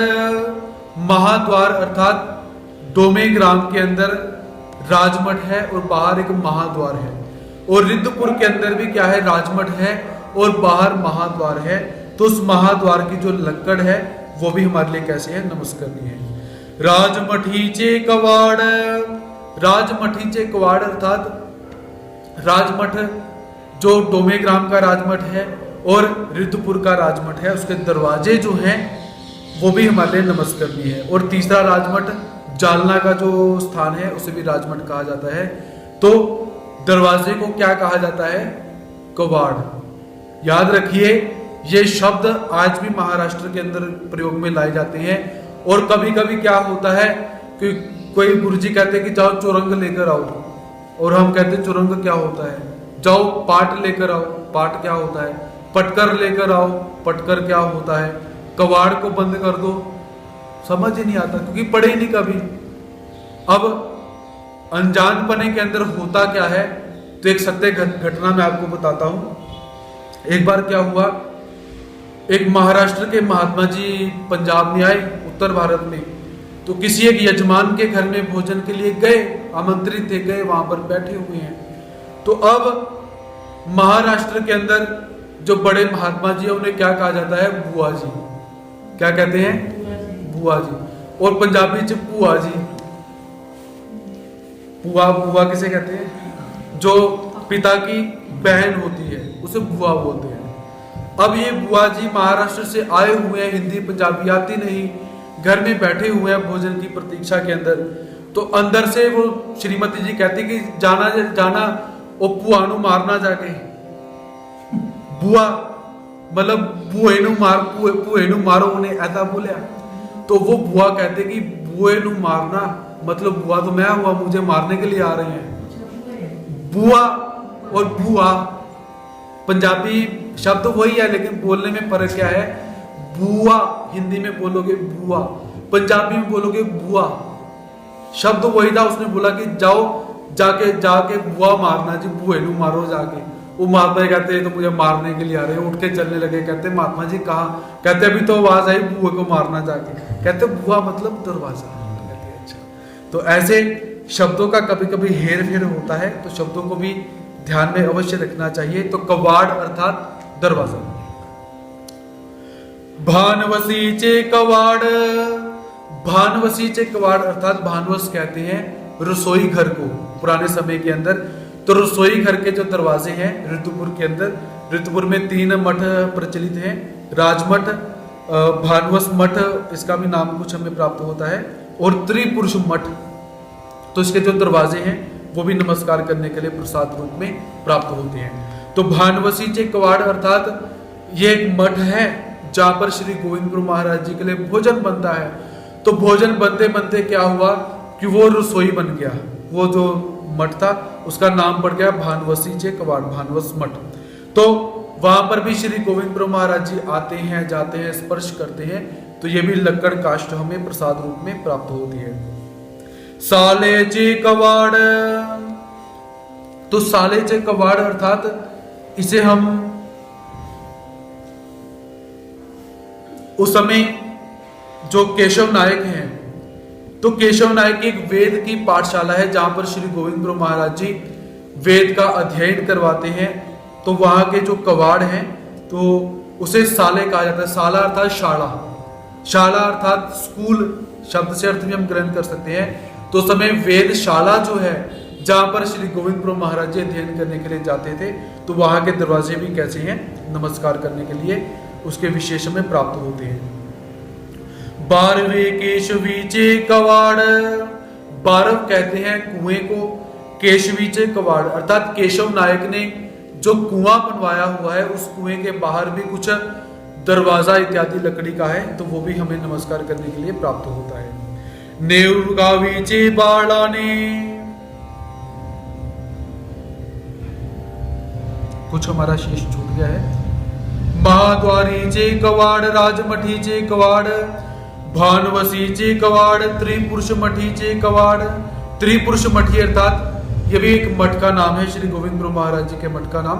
तो इसके कवाड़ के जो लकड़ है वो भी हमें प्राप्त होती है। केशव नायकाच्या मालवधाचे कवाड़। केशव नायक का जो मालवध था अर्थात जो घर है, आप लोग जो पुराने लोग श्रवण कर रहे हो तो आप लोगों ने पुरानी छतें देखी होगी जिसको हम पंजाबी में बोलते हैं बाले, अर्थात ऊपर ईंटें लगी हुई हैं, बीच में लकड़ी के ऐसे बाले दिए हुए हैं, उसी को यहाँ पर बालाने शब्द यहाँ पर बोला हुआ है, मालवधाचे कवाड़। तो केशव नायक जो है वो केशव नायक का जो मालवध बना हुआ है, घर बना हुआ है, तो वो कैसे है? उस बाले इत्यादि का घर बना हुआ है, उसमें जो लकड़ लगी हुई है। सालेची कवाड़, साले अर्थात वेदशाला जो है, वेदाध्ययन जहाँ पर श्री गोविंद प्रभु महाराज जी किया करते हैं, उसके जो दरवाजे हैं। 12वें केशवीची कवाड़, 12 अर्थात जो कुआं है, केशव नायक ने जो कुआं बनवाया उसके बाहर कोई दरवाजा इत्यादि लगा हुआ है, तो वहां पर श्री गोविंद प्रभु महाराज जी जाया करते हैं। नेऊर गावीचे बालाने, नेऊर गावीचे बालाने अर्थात नेऊर गांव जो गदव नायक हैं वो निवासा में रहते हैं, तो नेहरू गांव के बालाने हम यहाँ पर बोल सकते हैं। तो नेहरू गांव के अंदर भी भगवान जी जाया करते हैं, और बालाने अर्थात वहां पर भी क्या है, बाले इत्यादि लगे हुए हैं, तो वो भी कैसे नमस्कार करने के लिए। दादरा, दादरा किसे कहते हैं, जो सीढ़ियां होती हैं, या दूसरा हम जो बालाने हैं उसे भी क्या बोल सकते हैं कि कहीं ऊपर चढ़ने के लिए कोई इत्यादि सीढ़ी इत्यादि है, यहाँ पर ये अर्थ लगाया जा सकता है। दादरा, दादरा अर्थात ऊपर चढ़ने के लिए सीढ़ियां। जब आप ऊंच मठ का स्थान करते हो तो ऊंच मठ का स्थान करने के साथ ही एक स्थान आता है छोटा सा, उसे बोला जाता है दादरा।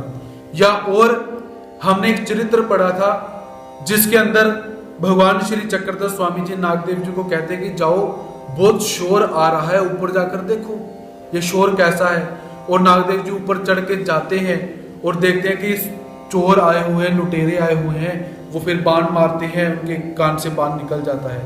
तो उस चरित्र के अंदर नागदेवाचार्य जिस सीढ़ियों से चढ़कर गए हुए हैं वो सीढ़ियां कैसी हैं, लकड़ी की सीढ़ियां हैं, उन्हें दादरा कहा जाता है। फनी, फनी अर्थात कंगी, तो पहली जो फनी आई थी वो कैसी है, जो हाथी का दांत है उससे बनी हुई है। अब जो फनी यहां पर आ रही है ये कैसी है, ये लकड़ी की बनी हुई है, फनी अर्थात कंगी। दोनी यमला अर्जुन, दोनी यमला अर्जुन अर्थात भगवान श्री चक्रधर स्वामी जी से संबंधित ये काष्ठ है। डोमे ग्राम के अंदर जहां पर आचार्य श्री नागदेव जी का पेट का दर्द निवारण किया था, उसके सामने ही एक मंदिर है, उस मंदिर के अंदर स्थान बना हुआ है दोनी यमला अर्जुन। यमल कहते हैं दो, अर्जुन अर्थात अर्जुन नामक वृक्ष। अर्जुन नामक वृक्ष जो कट्ठे उगे हुए हैं, ऐसे वृक्ष की जो लकड़ है वो भी नमस्कार करने के लिए हमें प्राप्त होती है। बेलोपुरीचा लिंबू, बेलोपुरीचा लिंबू अर्थात बेलापुर के अंदर नीम का जो पेड़ है, तो वो भी उसकी लकड़ भी कैसी है, हमें नमस्कार करने के लिए प्राप्त होती है। हे मुख्य करुणी जे तुलिया काशासी समंदु जाला ते तुलियासी माजे दंडवत। हे मुख्य करुणी अर्थात इन काष्ठ के प्रसादों को मुख्य करके और भी जिन जिन काष्ठों को संबंध परमात्मा ने दिया हुआ है उन सभी काष्ठ प्रसादों को हमारा दंडवत प्रणाम। आता पाषाणांतु मोतियां चाटिला। अब पाषाण कौन कौन से प्राप्त होते हैं, तो पाषाण के अंदर मोतियांचा टिला, भगवान श्री चक्रधर स्वामी जी को तिलक लगाया जाता था, तो वो तिलक कभी कभी कैसा होता था, उसके अंदर मोती इत्यादि लगा हुआ करते थे। छिन्न स्थली, छिन्न स्थली का जितना भी पाषाण है, क्योंकि हम पाषाण पढ़ रहे हैं विशेष, वो भी कैसे है हमारे लिए नमस्करणीय है। महाद्वारीचा उम्बरवटू, महाद्वारीचा उम्बरवटू अर्थात डोमे ग्राम के अंदर जो महाद्वार है वहां पर जो दहलीज बनी हुई है वो कैसी है, वो दहलीज है पाषाण की।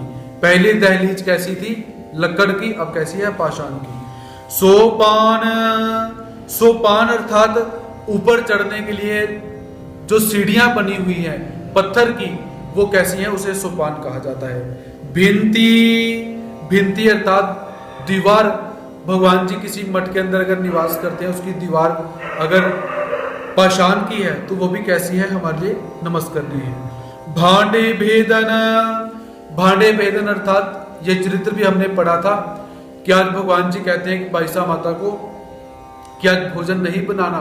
बाईसा जी ने महादाईसा को बोला कि चावल बनाकर ले आओ, तो बाईसा जी चावल बनाकर ले आती है, तो भगवान जी ने उस चावल को, मटके को पत्थर मारा, पत्थर फूट जाता है मटका। तो वो जो स्थान है भांडे भेदन का वो भी कैसा है, हमारे लिए नमस्करणीय है।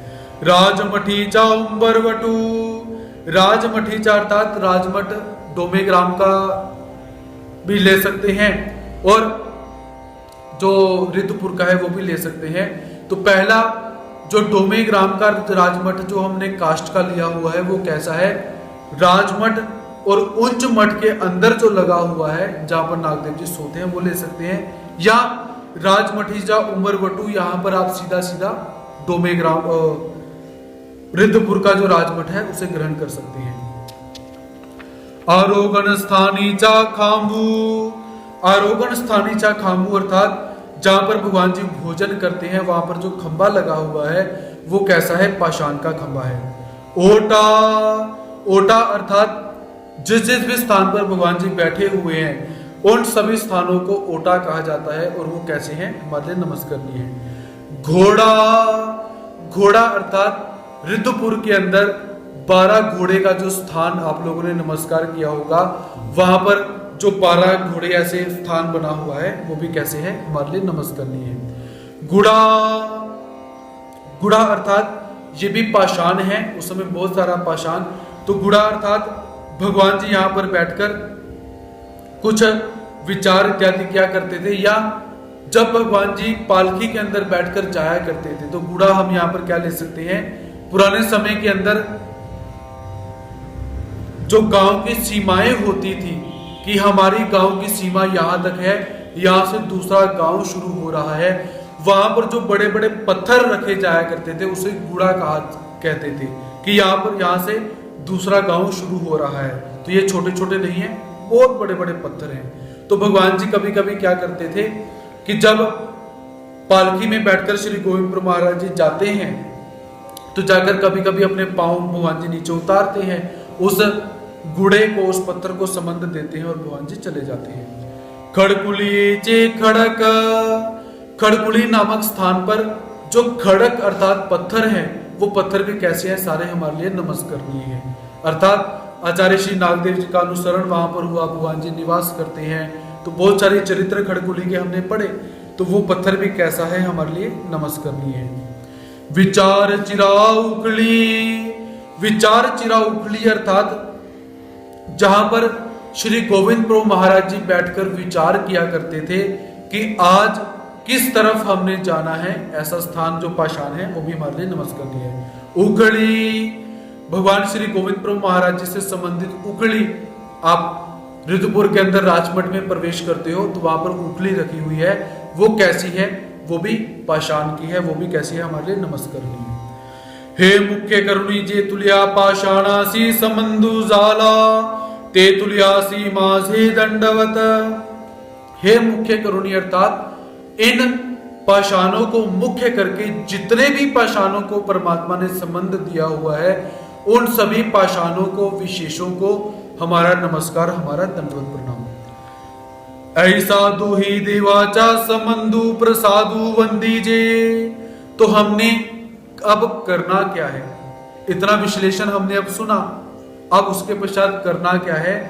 ऐसा दुही देवाचा संबंधु वंदीजे, दोनों अवतारों का जिस इस पदार्थ को संबंध हुआ है उन्हें वंदन करना चाहिए। सेवीजे, सेवन करना चाहिए, सेवन अर्थात खाना चाहिए नहीं, सेवन अर्थात नमस्कार करना चाहिए, सेवा करनी चाहिए। तरी प्रसाद सेवे तब काई हुए। तो प्रसाद सेवा करने से होता क्या है, हम प्रसाद सेवना क्यों करें, विशेषों को नमस्कार क्यों करें। ना को सावी डोमे ग्रामी ओदास्याची प्रवृत्ति अंगी करीली। तो भगवान श्री गोविंद प्रभु महाराज जी ने डोमे ग्राम के अंदर औदासी की प्रवृत्ति का स्वीकार किया। तेवेली गोसावी दृष्टि समोर कवड़ा ही रिगवेना। उस समय हुआ क्या कि सभी घबरा जाते हैं। तेवेली अर्थात तब भगवान जी की दृष्टि के समक्ष जाएं, ऐसे सबको घबराहट हो रही थी, सभी डर रहे थे, तो कोई भी भगवान जी के पास नहीं जा रहा था। तेवेली भटोबासी श्री प्रभु गोसावियांची प्रसादाची दुटी दाऊनी विनविले। तो तब आचार्य श्री नागदेव जी ने क्या करा, भगवान श्री चक्रधर स्वामी जी के पास जाकर श्री गोविंद प्रभु महाराज जी की प्रसाद की जो दुटी है वो भगवान जी को दिखाकर विनंती करते हैं। जी श्री प्रभु को सावियाची प्रसाद दुटी स्वीकरी जूजी। हे प्रभु, श्री गोविंद प्रभु महाराज जी की प्रसाद की जो दुटी है, जो वस्त्र है, उसका स्वीकार कीजिए। आनी को सावियांची ओदास्य परिहरिले। और भगवान श्री गोविंद प्रभु महाराज जी का जो औदास्य था, जो उदासीनता थी, वो निवारित हो जाती है, समाप्त हो जाती है। दुटी गोसावी प्रावरण के लिए, तो भगवान जी ने उस दुटी को धारण किया, अंगीकार किया। आनी सर्वज्ञ मणितले ऐसे हुए। और भगवान श्री चक्रधर स्वामी जी प्रसन्न होकर क्या कहते हैं कि ऐसे हुए, ऐसे ही होना चाहिए। हाँ गाहे ऐसे तुम्हा काई मनोनी स्फुरले। अरे नागदेव, तुम्हें ऐसी स्फुरना कैसे हुई कि भगवान इस समय उदास हैं, इन्हें ये वस्त्र देना चाहिए। भटोवासी मणितले जीजी या श्री चरणाचेनी प्रसादे। तो आचार्य श्री नागदेव जी कहते हैं कि हे प्रभु, आपके श्री चरणों के प्रसाद स्वरूप से ही मुझे ऐसी स्फुरना हुई, ऐसा आचार्य श्री नागदेव जी बोलते हैं। ऐसे हुए, तो भगवान जी कहते ऐसे ही होना चाहिए। विधि करिता विधि स्फुरे विधि अविधि परिहरे। तो भगवान जी क्या कहते हैं कि विधि करिता विधि स्फुरे, एक विधि करने से दूसरी विधि करने की स्फुरना होती है और विधि करने से अविधि का परिहार हो जाता है, ऐसा भगवान जी वहां पर बोलते हैं। मगया उपरी को सावी प्रसादाची महिमा निरूपिली। इसके ऊपर भगवान श्री गोविंद श्री चक्रधर स्वामी जी क्या करते हैं, प्रसाद की क्या महिमा है, प्रसाद नमस्कार करने से लाभ क्या होता है, महत्व क्या है, उस महत्व को भगवान जी विस्तार के ऊपर बोलते हैं। सर्वज्ञ मणितले परमेश्वर भज्य संबंध वंद्य। भगवान श्री चक्रधर स्वामी जी कहते हैं कि परमेश्वर भज्य, परमेश्वर का भजन करना चाहिए, पूजन करना चाहिए। और संबंध वंद्य, जो परमात्मा के संबंध में वस्तुएं गई हुई है, उनका वंदन करना चाहिए, उनका नमस्कार करना चाहिए। मग भटोवासी गोसावियाते पूसिले जिजी प्रसाद सेवी तब काई होए पा।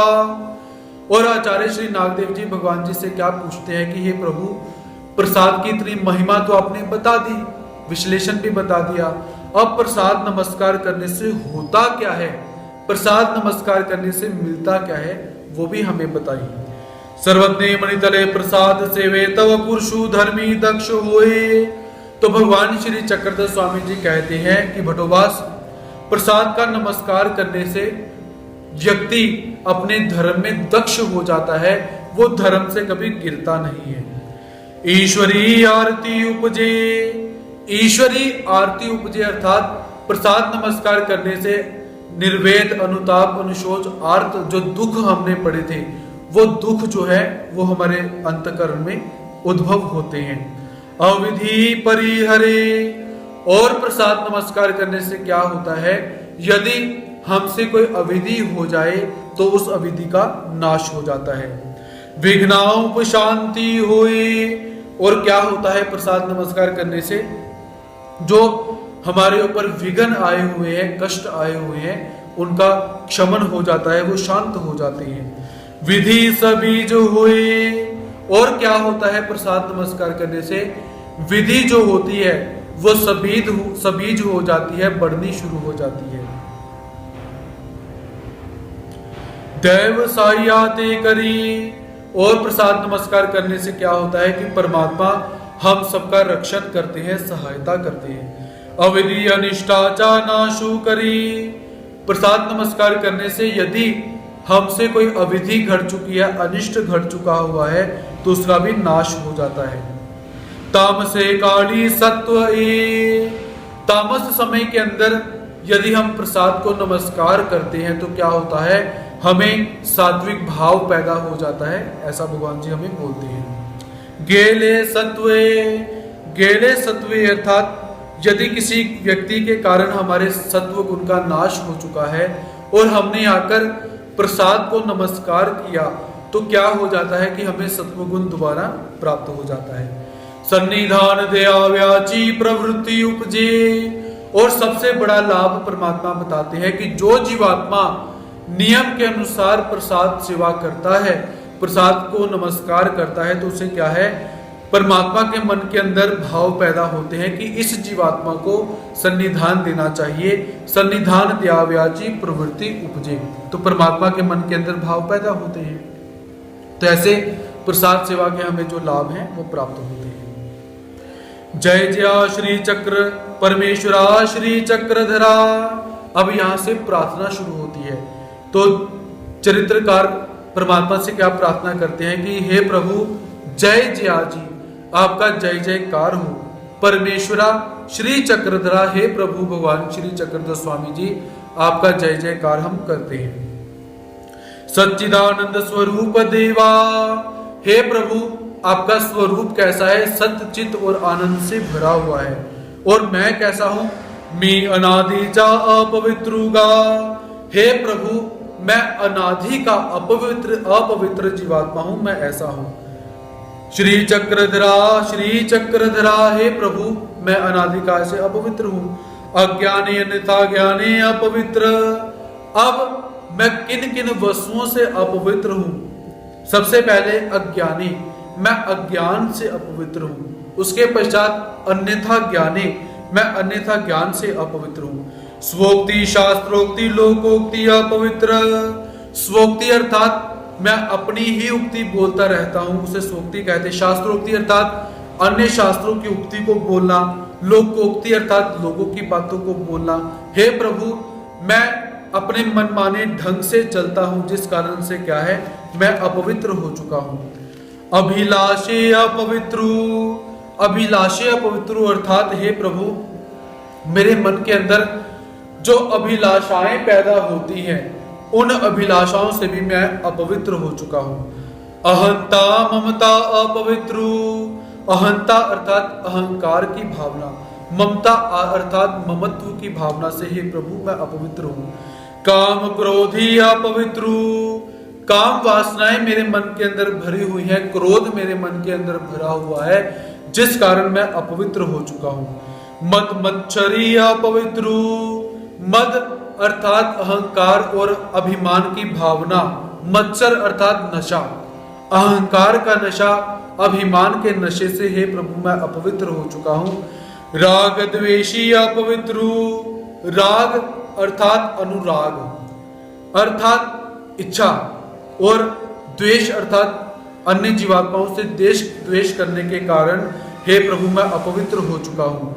आनी सृष्टान सृष्टि चा प्रमादियागा, हे प्रभु ऐसा नहीं कि मैं किसी एक सृष्टि में प्रमादिया हुआ हूं, मैं सृष्टान सृष्टि अर्थात प्रत्येक सृष्टि के अंदर मैं प्रमादिया हुआ हूं, ऐसा मैं प्रमादिया।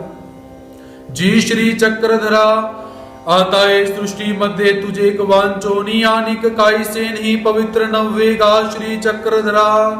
और हे प्रभु इस सृष्टि के अंदर एक आपके सिवा दूसरी कोई भी वस्तु पवित्र नहीं है। तो इसलिए हे प्रभु आप बुलेनी दर्शने स्पर्शने संभाषणे अवलोकने अंतःकरणे माते अपवित्राते पवित्र की जोगा। तो हे प्रभु आप क्या करें, अपना दर्शन देकर, स्पर्शन देकर, संभाषण देकर, अपने दर्शन देकर मैं भी आपको देखूं और आप में मुझे देखो। अवलोकने अंतःकरणे मैं भी आपको याद करूं, आप भी मुझे याद करो। मुझे इन वस्तुओं को प्रदान करके मुझ अपवित्र वस्तु को पवित्र करना है भगवान श्री चक्रधर स्वामी जी। तुझे नाम लीला मूर्ति चेष्टा स्थान प्रसाद भिक्षुक वासनिक यांचे सेवा दासे घड़ोनी माते अपवित्राते पवित्र की जो गाजी श्री चक्रधरा। और हे प्रभु मुझे आप पवित्र कैसे करना, अपने नाम से मुझे पवित्र करो, लीला से मुझे पवित्र करो, मूर्ति स्मरण से मुझे पवित्र करो, चेष्टा स्मरण से मुझे पवित्र करो, स्थानों की सेवा से मुझे पवित्र करो, प्रसादों का योग मुझे प्राप्त हो, मैं सेवा करूं, मुझे पवित्र करो। वासनिक और जो भिक्षुक हैं इनका भी मैं सेवा दासे करके हे प्रभु मैं पवित्र हो जाऊं, ऐसी कृपा मेरे ऊपर आप करिए। आपुला नित्य विधि निमित्त विधि गलोनी माते अपवित्राते पवित्र की जो गाजी श्री चक्रधरा। और हे प्रभु, आप मुझसे अपने नित्य विधि को घड़वाकर, निमित्त विधि को घड़वाकर मुझे आप प्रभु पवित्र करना, ऐसा जीवात्मा भगवान जी से निवेदन करता है। तुझ्या स्थाना प्रसादा वासनिका भिक्षु सी माजे दंडवत। हे प्रभु, आपके जितने भी स्थान है, 1650 तीर्थ स्थान कहे जाते हैं, उन सभी स्थानों को मेरा दंडवत प्रणाम। प्रसादा, जितने भी प्रसाद पर मार्ग में उपस्थित हैं, उन सभी प्रसादों को मेरा दंडवत प्रणाम। वासनिका, जितने भी आपके नाम धारक हैं, वासनिक हैं, उन सभी को हे प्रभु मेरा दंडवत प्रणाम। भिक्षु सी, जितने भी आपके संत साधक हैं, उन सभी को मेरा दंडवत प्रणाम। परिश्रया चेठाउनी आसन वस्ती अवस्थान वेरही दिदले वरही दिदले त्या स्थानासी माजे दंडवत। हे प्रभु, परिश्रय स्थान से लेकर आसन, वस्ती, अवस्थान, महास्थान, कुड़ी, वस्ती, पहुड़, अपूड़ और ओगना, जितने भी स्थान हमने ऊपर पढ़े, उन सभी स्थानों को भी मेरा दंडवत प्रणाम। वो भी पासोनी वचन वाक्य विवरी दिदले त्या मासे दंडवत। वो भी कहते हैं जो मराठी भाषा के अंदर श्लोक इत्यादि होते हैं, उन्हें ओवी कहते हैं। वो भी कहते हैं जो मराठी के वचन है, उन्हें वचन कहते हैं, संस्कृत में है उन्हें श्लोक कहते हैं। तो ऐसे हे प्रभु, जितने भी आपकी ओविया हैं, श्लोक हैं, वचन हैं, उन सभी को भी मेरा दंडवत प्रणाम। शाब्द न्यानिया, प्रोक्ष न्यानिया, सामान्य न्यानिया, विशेष न्यानिया सी माजे दंडवत। हे प्रभु, आपके जितने भी शाब्द ज्ञानी हैं, जितने भी अप्रोक्ष ज्ञानी हैं, जितने भी सामान्य ज्ञानी हैं, जितने भी विशेष ज्ञानी हैं, उन सभी ज्ञानी पुरुषों को मेरा दंडवत प्रणाम। पूर्वभजनिया, विषय प्रेमिया, ग्रहिया, तड़मलिया, आत्महननिया, अवस्था प्रगटिया, उपाया ऐकत खेओ जाओ जाए आठाई भक्तासी माजे दंडवत। और 8 प्रकार के जो भक्त कहे जाते हैं, उनको भी मेरा दंडवत प्रणाम। सबसे पहले पूर्वभजनिया, जिस साधक ने पुरी के पात्र जो मायापुरधारी ईश्वर अवतार हैं, उन्हें भोजन करवाया, उसे पूर्वभजनिया कहते हैं। विषय प्रेमिया, जिसे ईश्वर से विषय प्राप्त हुआ, उसे विषय प्रेमिया कहा जाता है। जैसे हंसु बाईसा जी को विषय की स्थिति प्राप्त है, रुक्मणी माता जी हैं। आग्रहिया, जो परमात्मा से बार बार आग्रह करता है कि हे प्रभु आप मुझे कब प्राप्त होगे, ऐसा भक्त। तड़मलिया, जो परमात्मा को प्राप्त करने के लिए तड़मड़ करता रहता है, ऐसा भक्त। आत्महननिया, जो परमात्मा के वियोग में अपना हनन कर लेता है, जैसे बाईसा माता जी, महादेव भक्त। अवस्था प्रगटिया, जो परमात्मा के वियोग में अवस्था को प्रकट करता है, जैसे रुक्मणी माता की अवस्था प्रकट हो रही है। उपाया, जो उपाय करके अपने आप को मृत्यु को प्राप्त करता है, जैसे बाईसा माता जी ने उपाय प्राप्त करके मृत्यु को प्राप्त करा। आइकत खेऊ जाए, ऐसा भक्त जिसने सुना कि परमात्मा छोड़कर चले गए, आइकत खेऊ जाए। रुक्मणी माता जैसे कान में पता चला कि भगवान श्री कृष्ण महाराज जी यमुना में डूब चुके हैं, जैसे ही सुना उसी समय अपने देह का देहांत कर दिया। ऐसे जो 8 भक्त कहे गए हैं, तो सामान्य रूप में ये 8 भक्त नहीं है, इसमें ज्ञानी भी मिश्रित हैं, तो ऐसे, लेकिन सर्व सामान्य व्याख्या के अंदर इन्हें 8 भक्त कहा जाता है। ऐसे याठाई भक्तासी मासे दंडवत, इन 8 भक्तों को मेरा दंडवत प्रणाम। उपकार निमित्यासी मासे दंडवत, और भी जिन जिन गुरुजनों का मेरे ऊपर उपकार हुआ है, जिनसे मुझे वेद प्राप्त हुआ, जिनसे मुझे बोध प्राप्त हुआ, जिनसे मुझे अनुसरण प्राप्त हुआ, जिनसे मुझे ब्रह्म विद्या शास्त्र प्राप्त हुआ, जिन्होंने मुझे विधि का ज्ञान करवाया, जिन्होंने मुझे अनिष्ट की तरफ जाने से रोका, ऐसे जो मुझे गुरुजन प्राप्त हुए हैं, उन सभी उपकार निमित्यासी, उन सभी गुरुओं को भी मेरा दंडवत प्रणाम। अशेषा गुरुकुलासी मासे दंडवत, इसके अलावा अगर कोई शेष छूट गया हो तो भी क्या है कि अशेषा गुरुकुलासी, जितना भी गुरुकुल है, उस सारे गुरुकुल को मेरा सादर दंडवत प्रणाम, मैं नमस्कार करता हूं। ऐसा शास्त्रकार और हम सब यहाँ पर भगवान जी के श्री चरणों में प्रार्थना करते हैं। एवं प्रसाद सेवा संपूर्णम शुभम भवेत। इस प्रकार हमारा प्रसाद सेवा का जो प्रकरण है आज यहाँ पर संपूर्ण होता है। कल पुनः परमात्मा की यदि इच्छा रही, परमात्मा कौन सा ज्ञान हमें देना चाहेंगे वो लेकर आपके समक्ष उपस्थित होने का हम प्रयास करेंगे। तब तक के लिए सभी भक्तों को जय श्री कृष्ण। धन्यवाद।